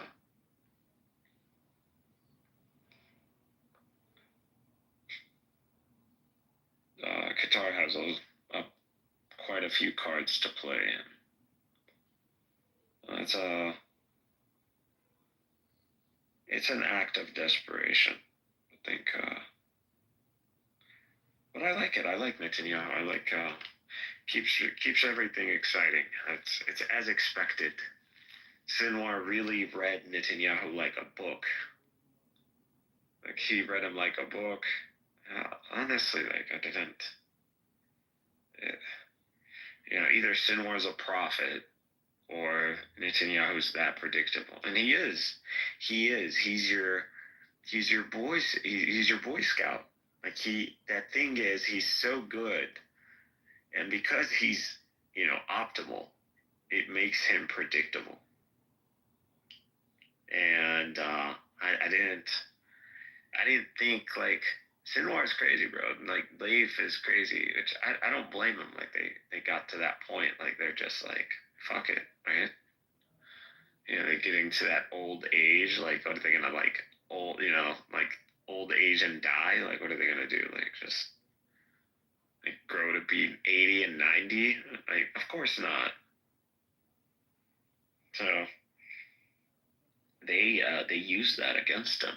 They pick the timing, like the way the domino effects are falling. Like it's just like when they said regional war, like it was like, and like Sinwar's been talking about this. This wasn't new. Like Sinwar and like officials of Hamas have been like discussing this. We have videos go back to like 2014 almost. Like it's not something that's been hidden. Like this notion of this like large scale attack and kidnapping and taking captives or POWs or whatever. Like even taking hold of kibbutzes on the outskirts. Like they even discussed that. So that's all been discussed in public. So that they were able to pull this off, even though that they gave out this information. Israel knew that Hamas had these capabilities, and yet they still got them regardless, and like spectacularly like humiliate them on October 7th. I mean, I don't know what it was about the RPGs on October 7th, but those things one-shotted those Merkavas. Like I was like, I still have the footage. I look at it and I'm like, what changed about the tanks that like this is like not how it is now? I don't know. I guess that reactive armor does really kick in, doesn't it? We give it less credit than it's due. But yeah, that shit saves lives, huh? Yeah. But it was spectacular failure, and they got him. Like Hamas has been pretty good so far at like predicting every move. Like they've been ahead, and I think like the strike is clearly like frustration of that. At the end of the day, you got Khalid Mishal and Hayya. They're just like in Doha. They're just like chilling, and they're like negotiating from like villas and shit. Like they're not. It's at the end of the day, it's like what's they're chill. Doesn't seem like anybody's panicking. Like Hamas is chill enough to like negotiate and then negotiate again and like they're just chilling in Doha. Like, and fuck that shit. I mean, they're winning. They're winning. I don't know. They're winning. Who would have thought? Like, I'm a Hamas groupie too, but like, shit, like Gazans, right? Like, how sophisticated can they be? Like, fuck, they're sophisticated, right? Yeah, they got it down to a formula. Listen, in Gaza, there was a very popular game we played, and all the top kids, like smart kids, and it was a skill. Like, you know, we would go to cafes and we would play strategy games, military strategy, and it was Command and Conquer Generals. And in Command and Conquer Generals, there are only three factions. There's the Global Liberation Army, which represents the Muslim Ummah. Like, literally, it's the Muslims. And then the United States of America, and then China. There's not even a European faction. Like, it's just like, that's truly what it is. And we're in this game. The game is a world war, a global conflict, where China, the United States, and the Muslim world are interlocked in this war. And in this game, the GLA doesn't have an air force. You don't even have an air force. So you're fighting, and the tactics are tunnels. You use tunnels, you use mass mobs, you use like garrisons in buildings, biological warfare, missile systems. You have like long range missile systems, and you're playing this, and people in Gaza have been playing this game for at least like what, you know, the 2010s. So it was a very popular game, by the way. And they've been playing this for a decade, you know, like over like 2 decades now. So, when I see what's happening in Gaza, it reminds me a lot of that game. I see like the tunnels and the hit and run tactics, and it's just like the back of the pickup trucks. Like, that's a unit you actually buy in that game. That's your first unit. You spam that unit a lot. Like, you want a lot of, you know, these pickup trucks because they're very mobile and fast.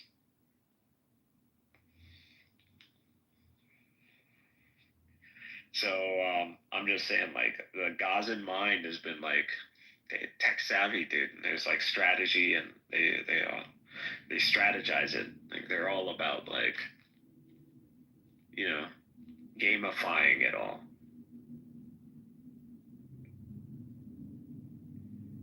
And I mean, we have your strategy book.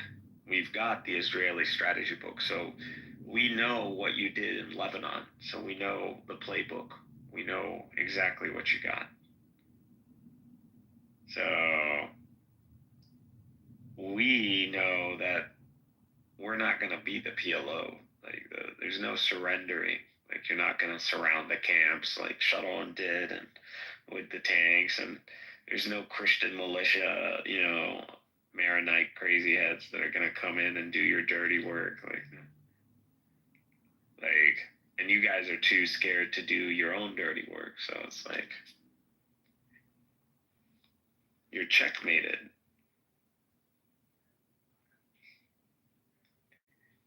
And human shields, you want to say human shields all day long. You know, who gives a shit?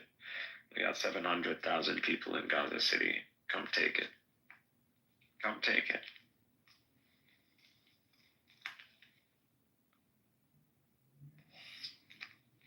Come take it. You know Gaza City is where it's all at. You know that's where the business is.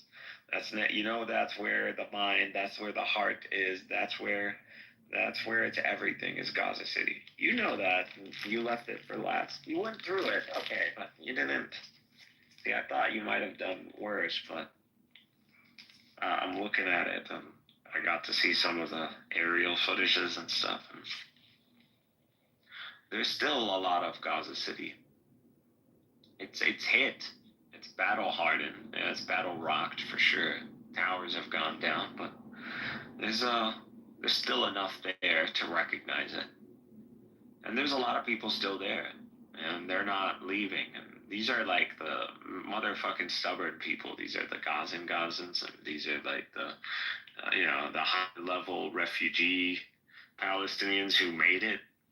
So you're dealing with the cream of the crop, and you know, it's not going to be a cakewalk, and we already saw it's not a cakewalk, right? So, you know.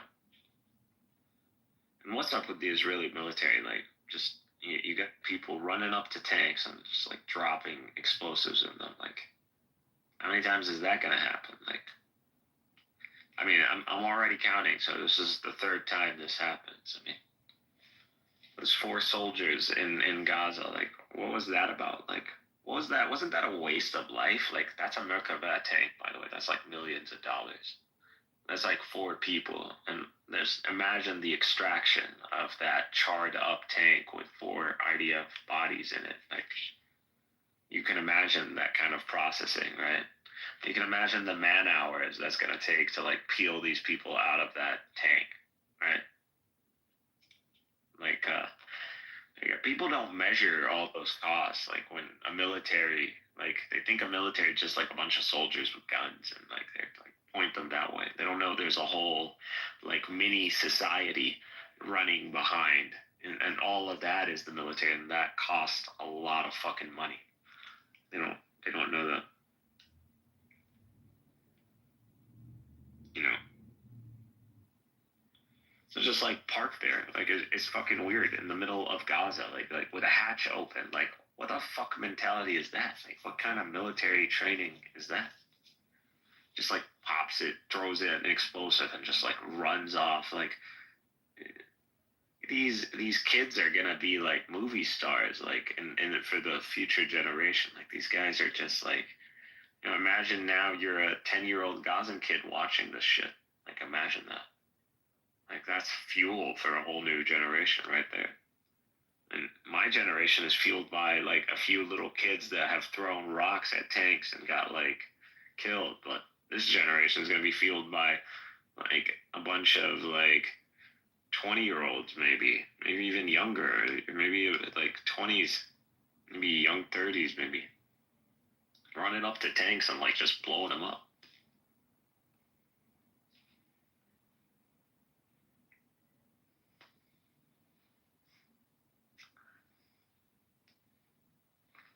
So, yeah.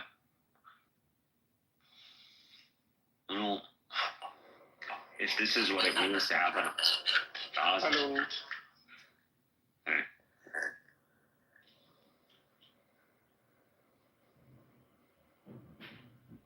Hello. Yeah, you want to say anything?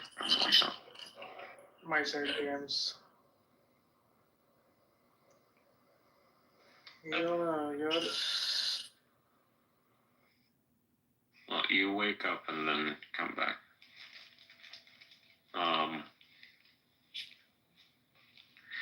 Yeah, unless Israel can really commit to Gaza, like, I don't.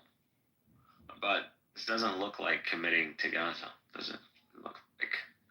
It looks like you're, if an operation in Gaza looks like you parking tanks and just leaving hatches open, then not gonna do in Gaza. Like, I don't know, maybe they're waiting to get resupplied with like bunker busters from America. I don't know, maybe they're not manufacturing them fast enough. I don't know.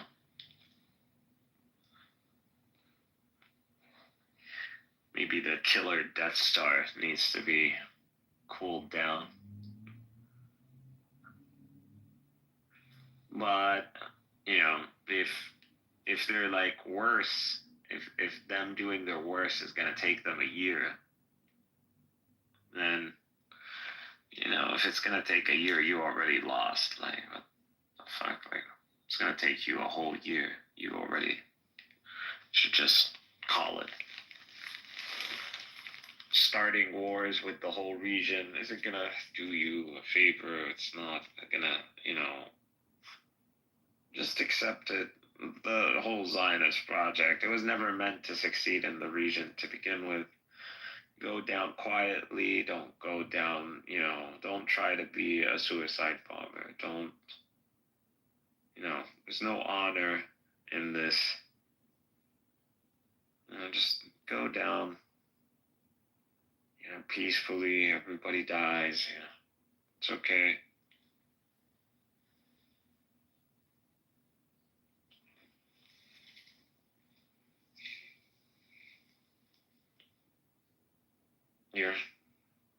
You're chosen to die. You're the suffering servant, right? That's what they want to be. They want to be the suffering servant. They want to be Jesus. Let them be Jesus.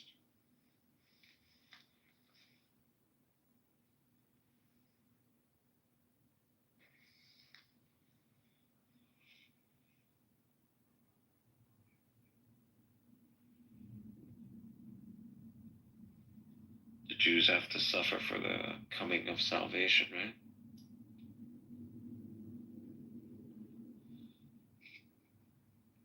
Kind of sadistic logic, right? God chooses a people so they can suffer, so salvation can come. Salvation through suffering. Judaism.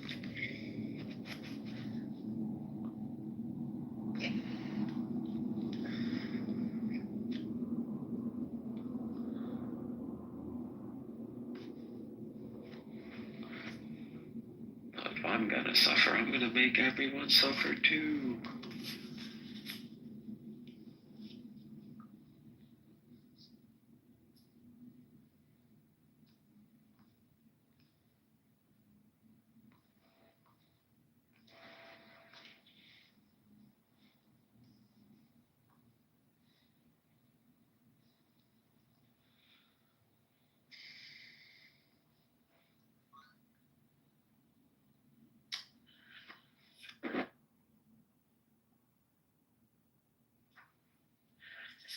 Not gonna lie.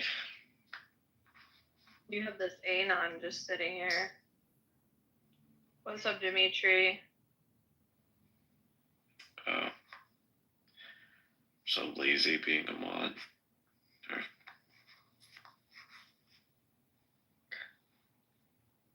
Hey Royal, hey guys, how you doing? Yeah, good. What's the What topic? do you think? We're talking about the strikes Israel did. Qatar. Well, Okay. I mean, Mikhail's doing most of the talking. I'm kind of sick, so. Oh, he left. Yeah, I'm not really talking too much. I'm kind of just listening because I'm not feeling great myself. Yeah, you're the sole mod now. Doctor, why don't you come up, bro? Dr. Omar. Hey guys, how's it going? Hello, Freddie. What's up? Hi, Royal. I heard that you're sick. I hope you have a speedy recovery from whatever disease you have. I don't have a disease, but yeah, thanks. Anyways, Royal, who are you thanking? You're thanking Israel for striking Qatar. This Did I is get that not my right? room, dude. This isn't my room, bro. No, it's the satire title. Royal, do you actually have a cow? No. Oh. Royal, that's not even you in the picture, I swear. No, that's fair. No, That's fair. no, man. This is an AI of me, bro. I don't care. It's an AI, but it looks like you, right? Yeah, I'm not gonna post pictures of my actual face. No, of here. course I understand that. Of course. But, like, this is very much how you look like.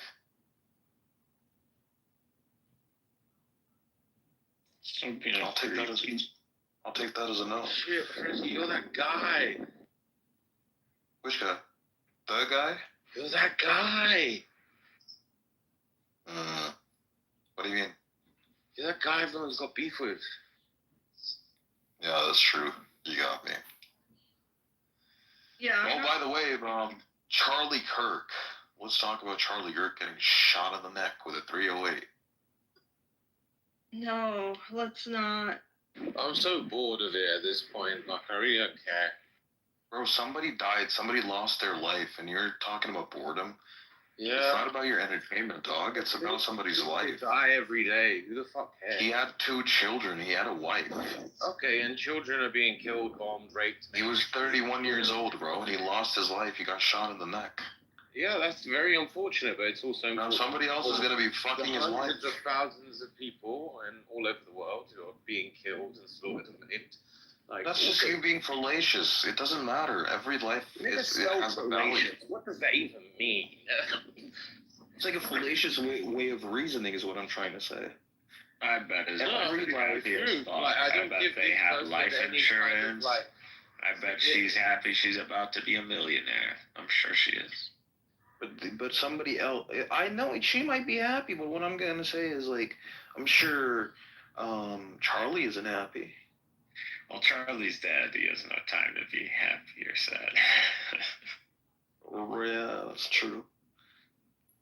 I think this is going to be the start to like more deaths of influencers, though, because essentially that's what he was. He wasn't like a fucking political pundit. He didn't have like the same amount of like clout or significance as like Tucker Carlson and these other ones.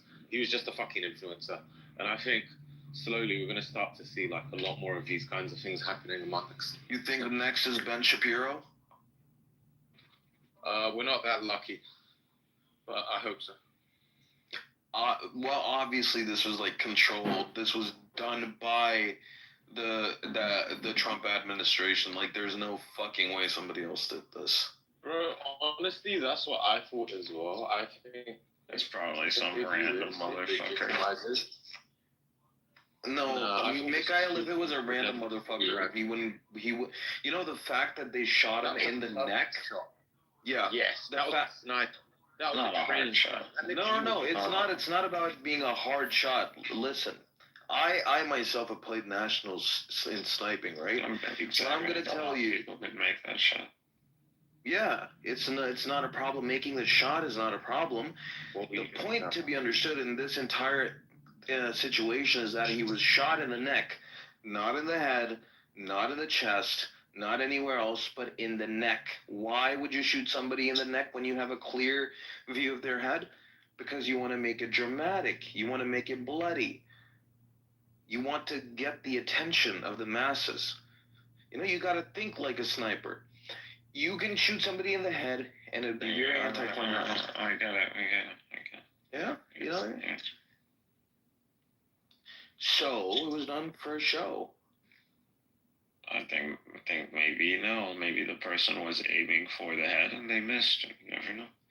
They just got You just said it was an easy shot, and now you're saying that he missed. There's always going to be a margin of error. Could you imagine? There's always going to they be a were trying margin to of error. reenact the same thing they done with Trump. If Trump like sat there with his cronies and was like, "Well, when someone tried to shoot me and they missed, it worked out really well. Let's try and do it with this guy," and they just fucked up the whole thing. That would be funny. He was shot in the neck on purpose. From the impact, I could tell it was a 308. The way his body did that.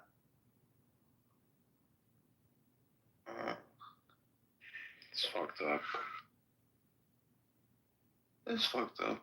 But that's the world we live in. I wouldn't kill somebody for their opinion, because I'm not like them. You know what I mean? But, did I like this guy? Fuck him, no. But now he's dead, so I'm not going to talk bad about him. Because he's dead. Yeah. Wow. Look at what someone wrote. Well, that's an easy way to get your account banned. I would suggest you delete that comment if you want this account. Yeah. Say for, So, yeah, what's this about Trump having a stroke? Is that right, Chucky? It's just a video where his mouth is falling down one side, isn't it? Oh, my bad. I was watching the news earlier, when he was making his speech. People were speculating that he had a stroke, but nothing came out officially. What did he look on TV? His mouth was like falling down on one side, like it looked like he had a stroke, yeah, but a mild stroke probably. We'll have to look that up. We didn't hear that, Mitch. Mitch. I believe he deserves far more than that. Hi, Lula. Yeah, we didn't hear you then either. Sorry. I said that Trump is far more bigger punishment than what you think with a mild stroke. Because you can't be complacent, yeah, with the same genocide and you think God is gonna give you good life. Never. How are you, Lulu? Yeah, good evening, Scotty. Good evening, everyone. Good evening, Sky. Long time no speak. Hey. A fellow Brit. A fellow Brit in it. Get me. Guy does know me. Maybe he's just pretending he doesn't at this point. No, I was just talking. Yeah, hey Lula, you got another new name. I know. I like to just keep people on their toes. How you doing, bud? You all right? Keeping well? Yeah, I'm okay. Yeah. Very pleased to hear that. Good to see you. Yeah, Scotty's only been on this app like 3 weeks now, is it, Scotty? Yeah. You know, and you haven't gone in staying yet, no? I'm on my way. I know that Lula's been on. I've been on this 5 years, and I think Lula's been on it like 4.5 at least. I'm 4 years next week, actually. Yeah, okay. September 21. Yeah. Yeah, it's an interesting space, that's for sure. I managed to get a house up to 2,200 in 2.5 weeks. Well, that's very impressive. Well done. You obviously got a lot of good stuff to say. Oh, I wouldn't say that. It depends on you. I'm just watching this video here and seeing if he's had a stroke or not. He said it's never happened. It's fake news.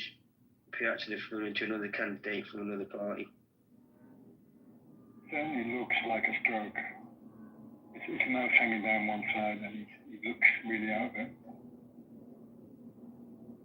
It's very interesting to listen to you guys. You know, hey, you have stroke. You know, it's like both of you waiting for that to happen. No, because that's what everybody's saying that he can't use his face. So I want to see if he can use his face or not. Yeah, he can. Is this today that this has happened? Yeah, apparently. No, like the guy has like. It doesn't look any different to me though. No. I think you know, like from. Maybe Melania just slapped him. Medically, he can have stroke. You know, he's probably obese, not just overweight. Sufficiently aged. Okay.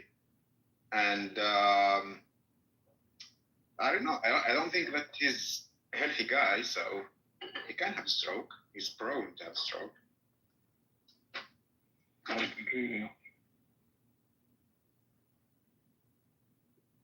It might either be his actual distress about what happened last night, or his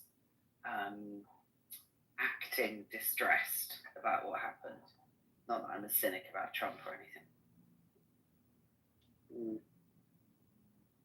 I wouldn't wish him dead or anything. Jesus Christ, no.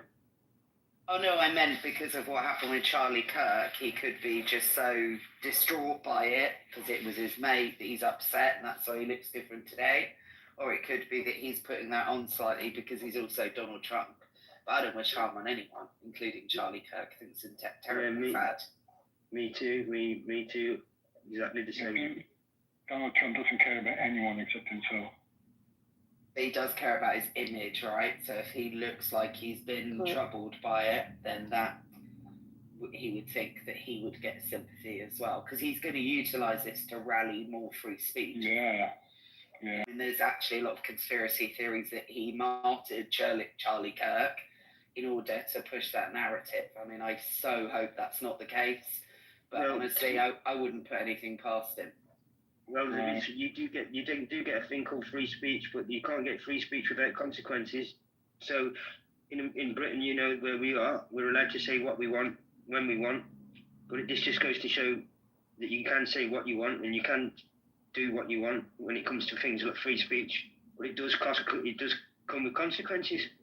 Yeah, and it's interesting. My dad was saying earlier that it's sad that a young man's lost. I was talking to my parents on the phone about it, and he was saying, it's sad that this is a young man, a father who's lost his life, but actually how much violence has he incited by some of the things he said against other people. So you're right, there are consequences. That doesn't mean it's right he's been killed, but it's like, violence, hate breeds hate, love breeds love, right? The old Martin Luther King quote, better than I would, but... Yeah, it's there's never a true word said. You can say what you want, and we can say what we want. Like I could say some nasty things to some people, but it does have consequences. It can ruin the rest of their day, for instance, or it could cause their older brother, their older sister to come and exact revenge of their own type on me or whatever.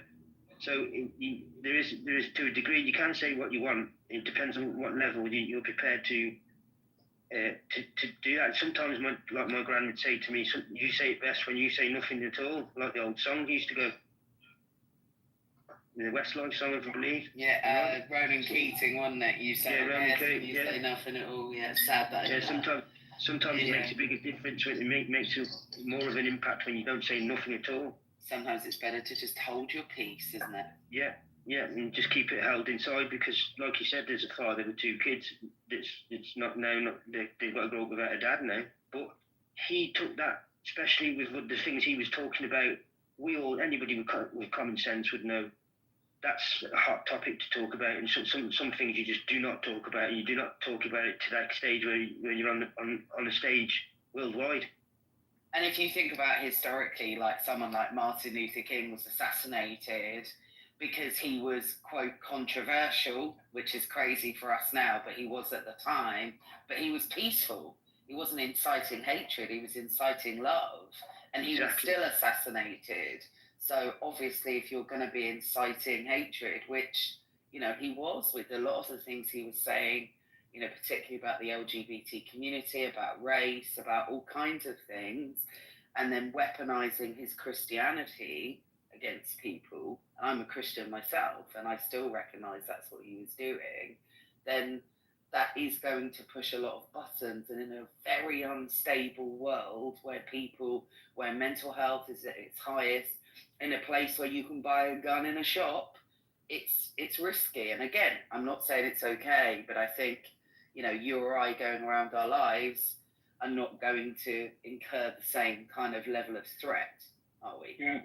Did you see him saying that, a few gun deaths a year is a price worth paying for the protection? Yeah. That's the thing, though. I don't think he would have changed anything. I think even if you told Charlie Kirk, you said, "Hey, look, you're gonna have to die for your cause. You're gonna get shot in your neck in front of your kids." I don't think that would have changed anything, to be honest with you. No, me neither. How are you, Lozen? I'm good, but I don't know why my baby's crying. Oh, bless you. See, I wouldn't know it was you until you spoke again then, because I've had that many. I've called that many people Lozen, and it's not been you. It's just your voice. I can tell when it's you now, because the name changes are just I can't keep up with. Why can't everybody just be called the same name like me? Yeah, sorry, Scotty. This is like my other account too. This is like my chill account. But I've got another account as well. Yeah. Usually I don't speak up that much on this account, but yeah, I mean, see, that's the thing. I don't even really. I've never really liked Charlie Kirk, but Oh, really? Wow. He's such a likable guy, though. What a lovely guy he was.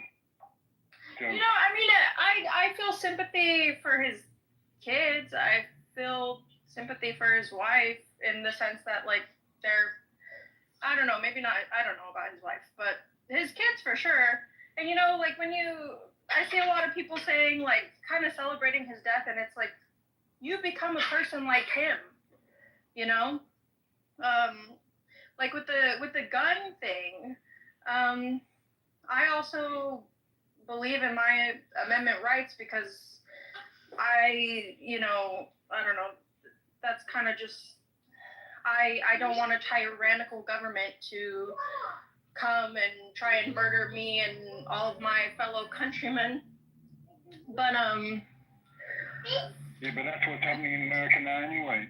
You got so many guns, but they, when are you going to start fighting back with this tyrannical government? Yeah, see, that's the thing. Thanks. Yeah, no, I get it, but shoot. Sorry, I keep getting distracted. I find it a really interesting perspective, the idea that I have a gun to stop gun crime. I don't even think it's just hang on, sorry. I'm not saying that's exactly what you're saying, but I hear that a lot from Americans. And obviously, as Brits, we find it bizarre that it's kind of something that people just have away in a cupboard and you can buy in a shop. And I hear, well, it's to lower gun crime, but that's clearly not working. So, I mean, I would just get rid of the guns myself, but, you know, that's just me. I mean, that's really strange. Plus, considering that loads of Brits are getting stabbed on a daily basis, like, not even from guns or from knives that you buy from a professional store. But you can't do the same mass damage with a knife. You're right, knife crime has increased, but you can't create the same damage with a knife as you can with a gun. Can I just add to that? Can I just add, not on a knife crime. Can I say the something? whole idea of like this can I ban guns and all of that stuff? No, I think what there should be, just like in the UK. Can I just add to that then quickly? I think there's a level of extremes where one side just completely wants to ban it, another side think they're allowed to buy a fucking AK from a Walmart, and I think that's obviously ridiculous. But there needs to be a kind. No, I was just agreeing with you. That's how I feel. Like, I don't think that they should be so unregulated. I don't think any freaking whack job should be able, and also I think you should be forced to take classes periodically, like every 6 months to a year, you should be forced to take gun safety classes, because it's amazing how many people own guns and they know nothing about gun safety or anything. They don't make them take classes. You know, I could go to Walmart right now and buy a gun. That's the thing that I really don't like, you know? But yeah, sorry, continue. I was just agreeing with you because, yeah, I mean, it's like one thing to own guns. That's why we have the amendment, right? But to just make them accessible to any crazy a-hole. I completely agree. But what I don't like is when people try and draw the argument of like the UK being, and I'm not saying Lula done this, but like a lot of people in Europe or in other countries, they kind of like draw the argument and they try and present ourselves as if we're just so civilized and like modern, all of this stuff. I think at the same time, Britain is a bit ridiculous. Like if someone comes into your house to try and burgle you or hurt you and your family, you can't fucking hurt them. Like, it's ridiculous. But but I'd rather that than kill someone with a gun. Can I say something? You don't have to kill someone, but I mean, like, if it's a case where it's you or them and they're physically trying to hurt. Yeah, but Dimitri, let me just say something to that, right? When is the last time you've heard on the news or chat GPT, whatever you like to do, that you've ever seen or heard of anyone in the last 25 years of anybody that's gone into somebody else's home while they've been inside that home and burgled them and used a knife or a gun? Bro, are you joking? Like, it happens all the fucking time in the UK. All kinds of when? Happen. Tell me once. I mean, I couldn't give you a specific date off the top of my head right now. I'm fucking or one case. Bro, you're being ridiculous. Look it up yourself. I'm not being ridiculous. I'm not being. Listen. Bro, There's literally like. I've done a lot of looking into this one particular subject because one of my friends was knife. He was one of the victims of a knife crime. Yeah, knife crime in the UK is predominantly a knife crime. Who knows the offender? The offender who commits that crime to the person knows that person randomly walking into a house, burgling a house, or doing it me walking down the road or somebody else. It's 9 on in never heard of. Right, like it as if you were going to get shot in America into a mall. Somebody walks into a mall, starts stabbing everyone, or somebody walks into a supermarket and starts stabbing everyone here. It's near enough unheard of. Only the last couple of times has been when we had them terrorist attacks, and the geezer attacked the other guy with a narwhal whale tusk to try and protect himself and a fire extinguisher. That's really randomly a one-off. Our kids, our teenagers, going and fighting postcode fights with another group of teenagers with knives, pulling them out and having fights. That's common.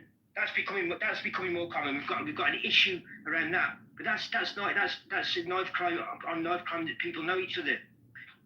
When it comes to like people burgling houses, it's absolutely rubbish. We had Tony Martin who shot the farmer. Who they broke into his mum and dad's house. They run away from him. As they run away from him, the two people that broke in, he shot them in the back. Shot one of them in the back and killed him. He got life for that.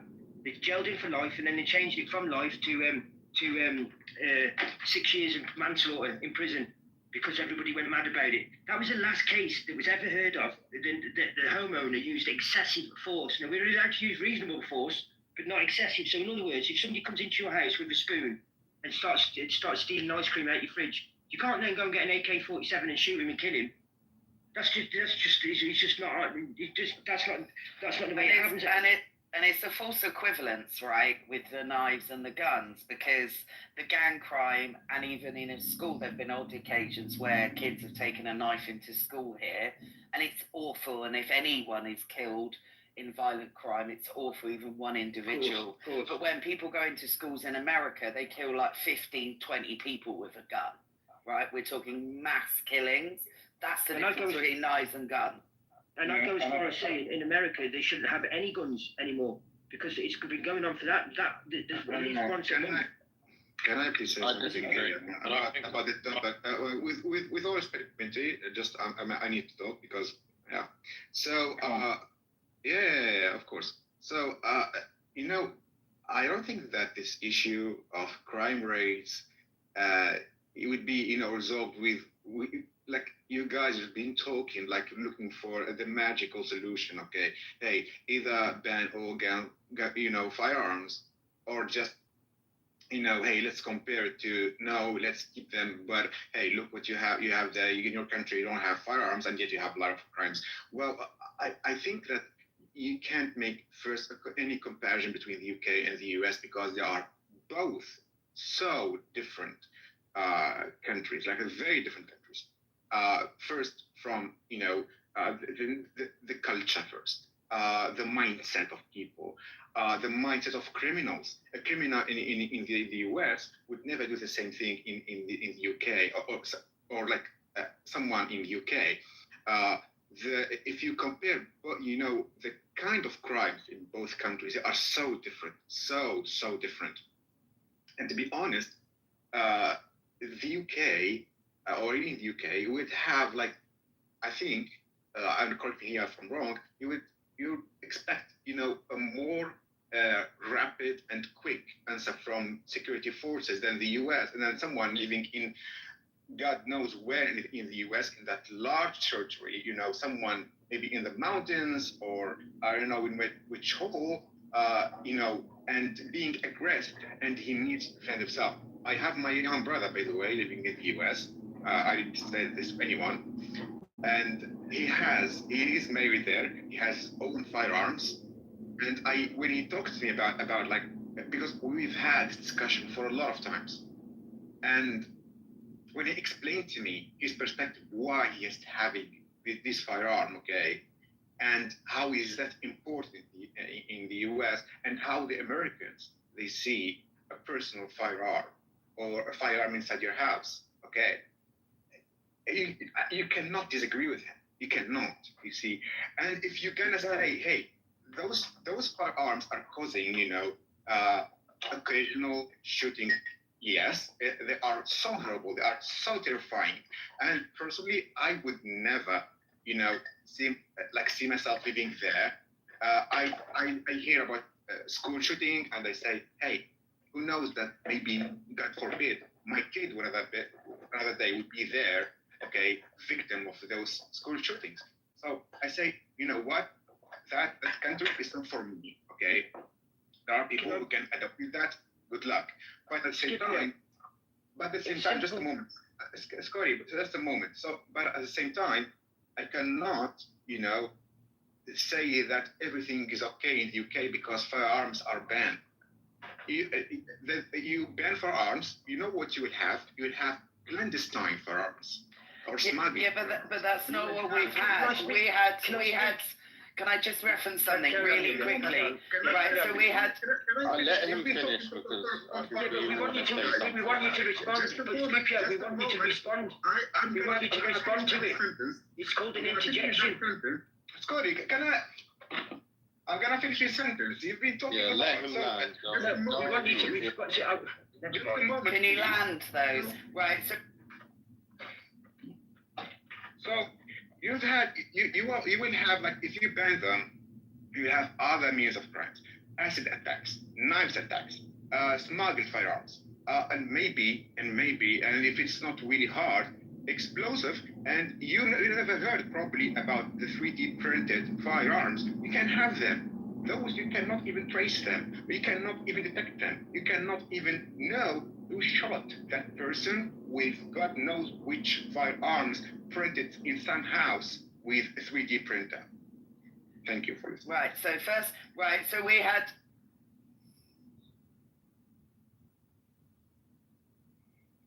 Where you going? Okay, that's.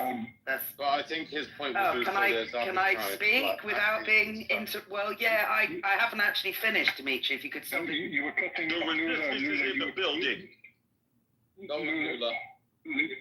You were cutting off, Lula. We couldn't hear you. Thank you, Sky. So first of all, can you hear me clearly now? I can hear you, Lula. Yeah, perfect. Yeah, cool. Thank you. So first of all, it doesn't seem like you know a lot about the UK because we don't have loads of guns being printed out and loads of clandestine knife crime. The last mass shooting in the UK was somewhere early 90s in Dunblane in Scotland, where a man who had an unregulated gun walked into a school and shot up a load of kids. Pre that, about 5 or 10 years before, there was another man that walked through the streets of Hungerford near Berkshire and did the same and killed loads of people. Both of those people had severe mental health issues and had access to guns. Guess what happened? We stopped people having access to guns and we haven't had a mass shooting since, thank God. There have been odd occasions, but we haven't got loads of clandestine shootings going on. That's not the case. You're not wrong, we have crime. But the point I'm trying to make is that you don't get mass killings. Fuck Israel. That was pleasant. You don't get mass killings from these things. What you do get is, thank you for the hearts as well, random. What you do get is individual or smaller amounts of people impacted with those attacks. We've got problems.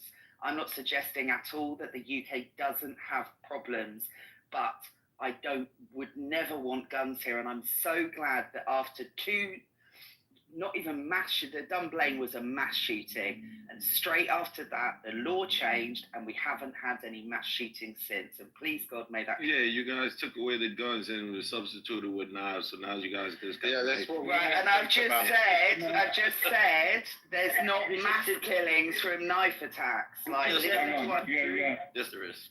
There isn't resistance. There isn't. Yeah, can I speak? No, you hang on. guys Let Dimitri go. Let Dimitri go. Can I? Yeah, let Dimitri go. Let Dimitri go now.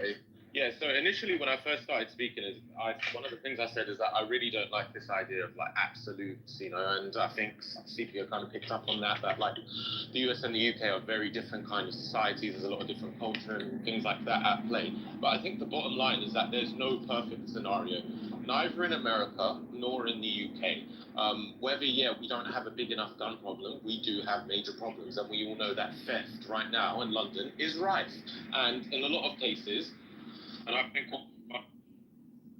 it's a reasonable reaction, but more often than not, you have a few people chasing a guy with a Rolex who are wielding a fucking Bowie knife or a zombie knife, and he can't do anything. So I don't think that's a good idea either. But I think both of these places need some kind of like fucking intervention where someone steps in and says, really and truly, if someone's coming after you, you can go to this resort. And I think in America at the same time, there needs to be some more regulation.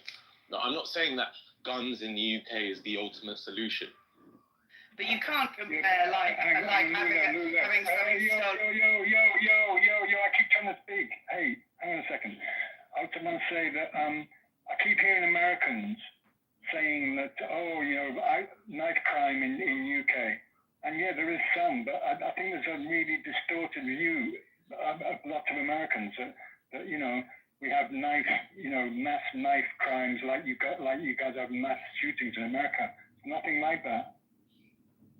No one's saying is the same equivalent. What we're saying is there definitely is knife problems. The resistance is in the Nobody building. said anything against that. You got Nobody dudes said that's walking not around the with case. machetes coming out of their underwear. No, that's not happening all the. I'm sorry. I do have to agree with him. I do think that is actually a major problem. I mean, It is so happening.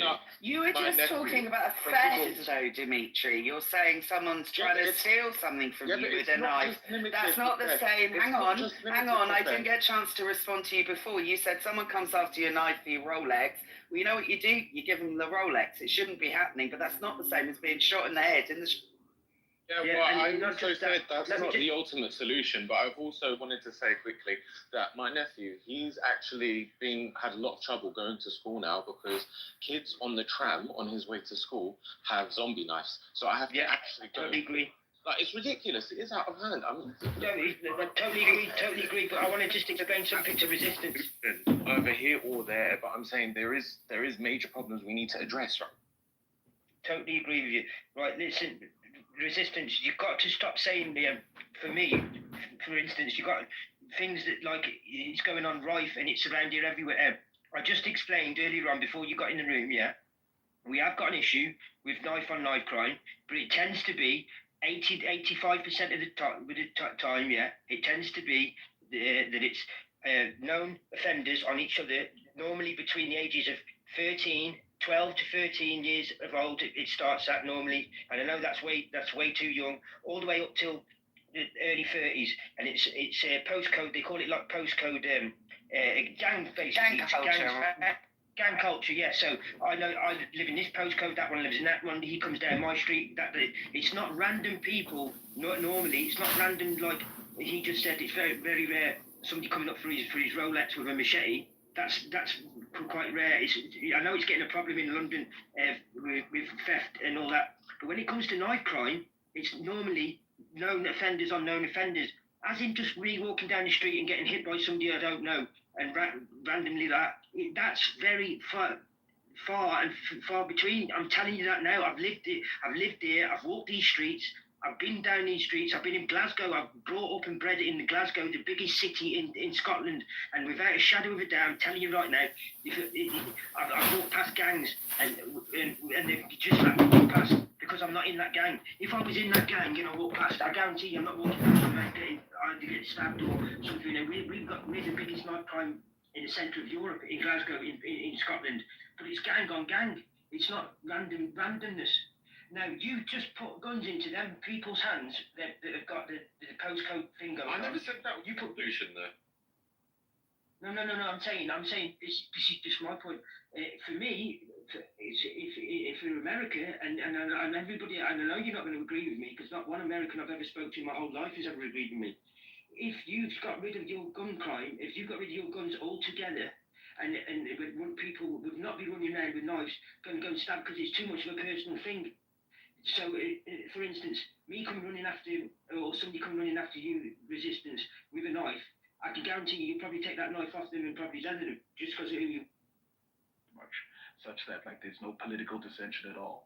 There is no back and forth. There is no, like, discussion of rhetoric. Like, you say something about a particular government or even a member of parliament who's not even that high up, you get visited by what's called C10 officers, right, who operate like outside of their jurisdiction, operate in a completely different country. So for example, right now, as I'm saying this shit, right, luckily I don't have to worry about this, but as I'm saying this shit right now, it shouldn't surprise any of you if tomorrow you hear, oh, Huey's off the app. What's going on with Huey? I got approached by C10 officers, right? It's the Central Intelligence Officers of Zimbabwe, right? Like for criticizing the Zimbabwean government, even though it's one of those things where people and their rhetoric, they have a right in this country. I believe in freedom of speech. But the reality is that people have the ability, not the right or even the legal right, but the ability to do unspeakable things behind being unhinged and hearing certain people's free speech opinions. So all that I'm asking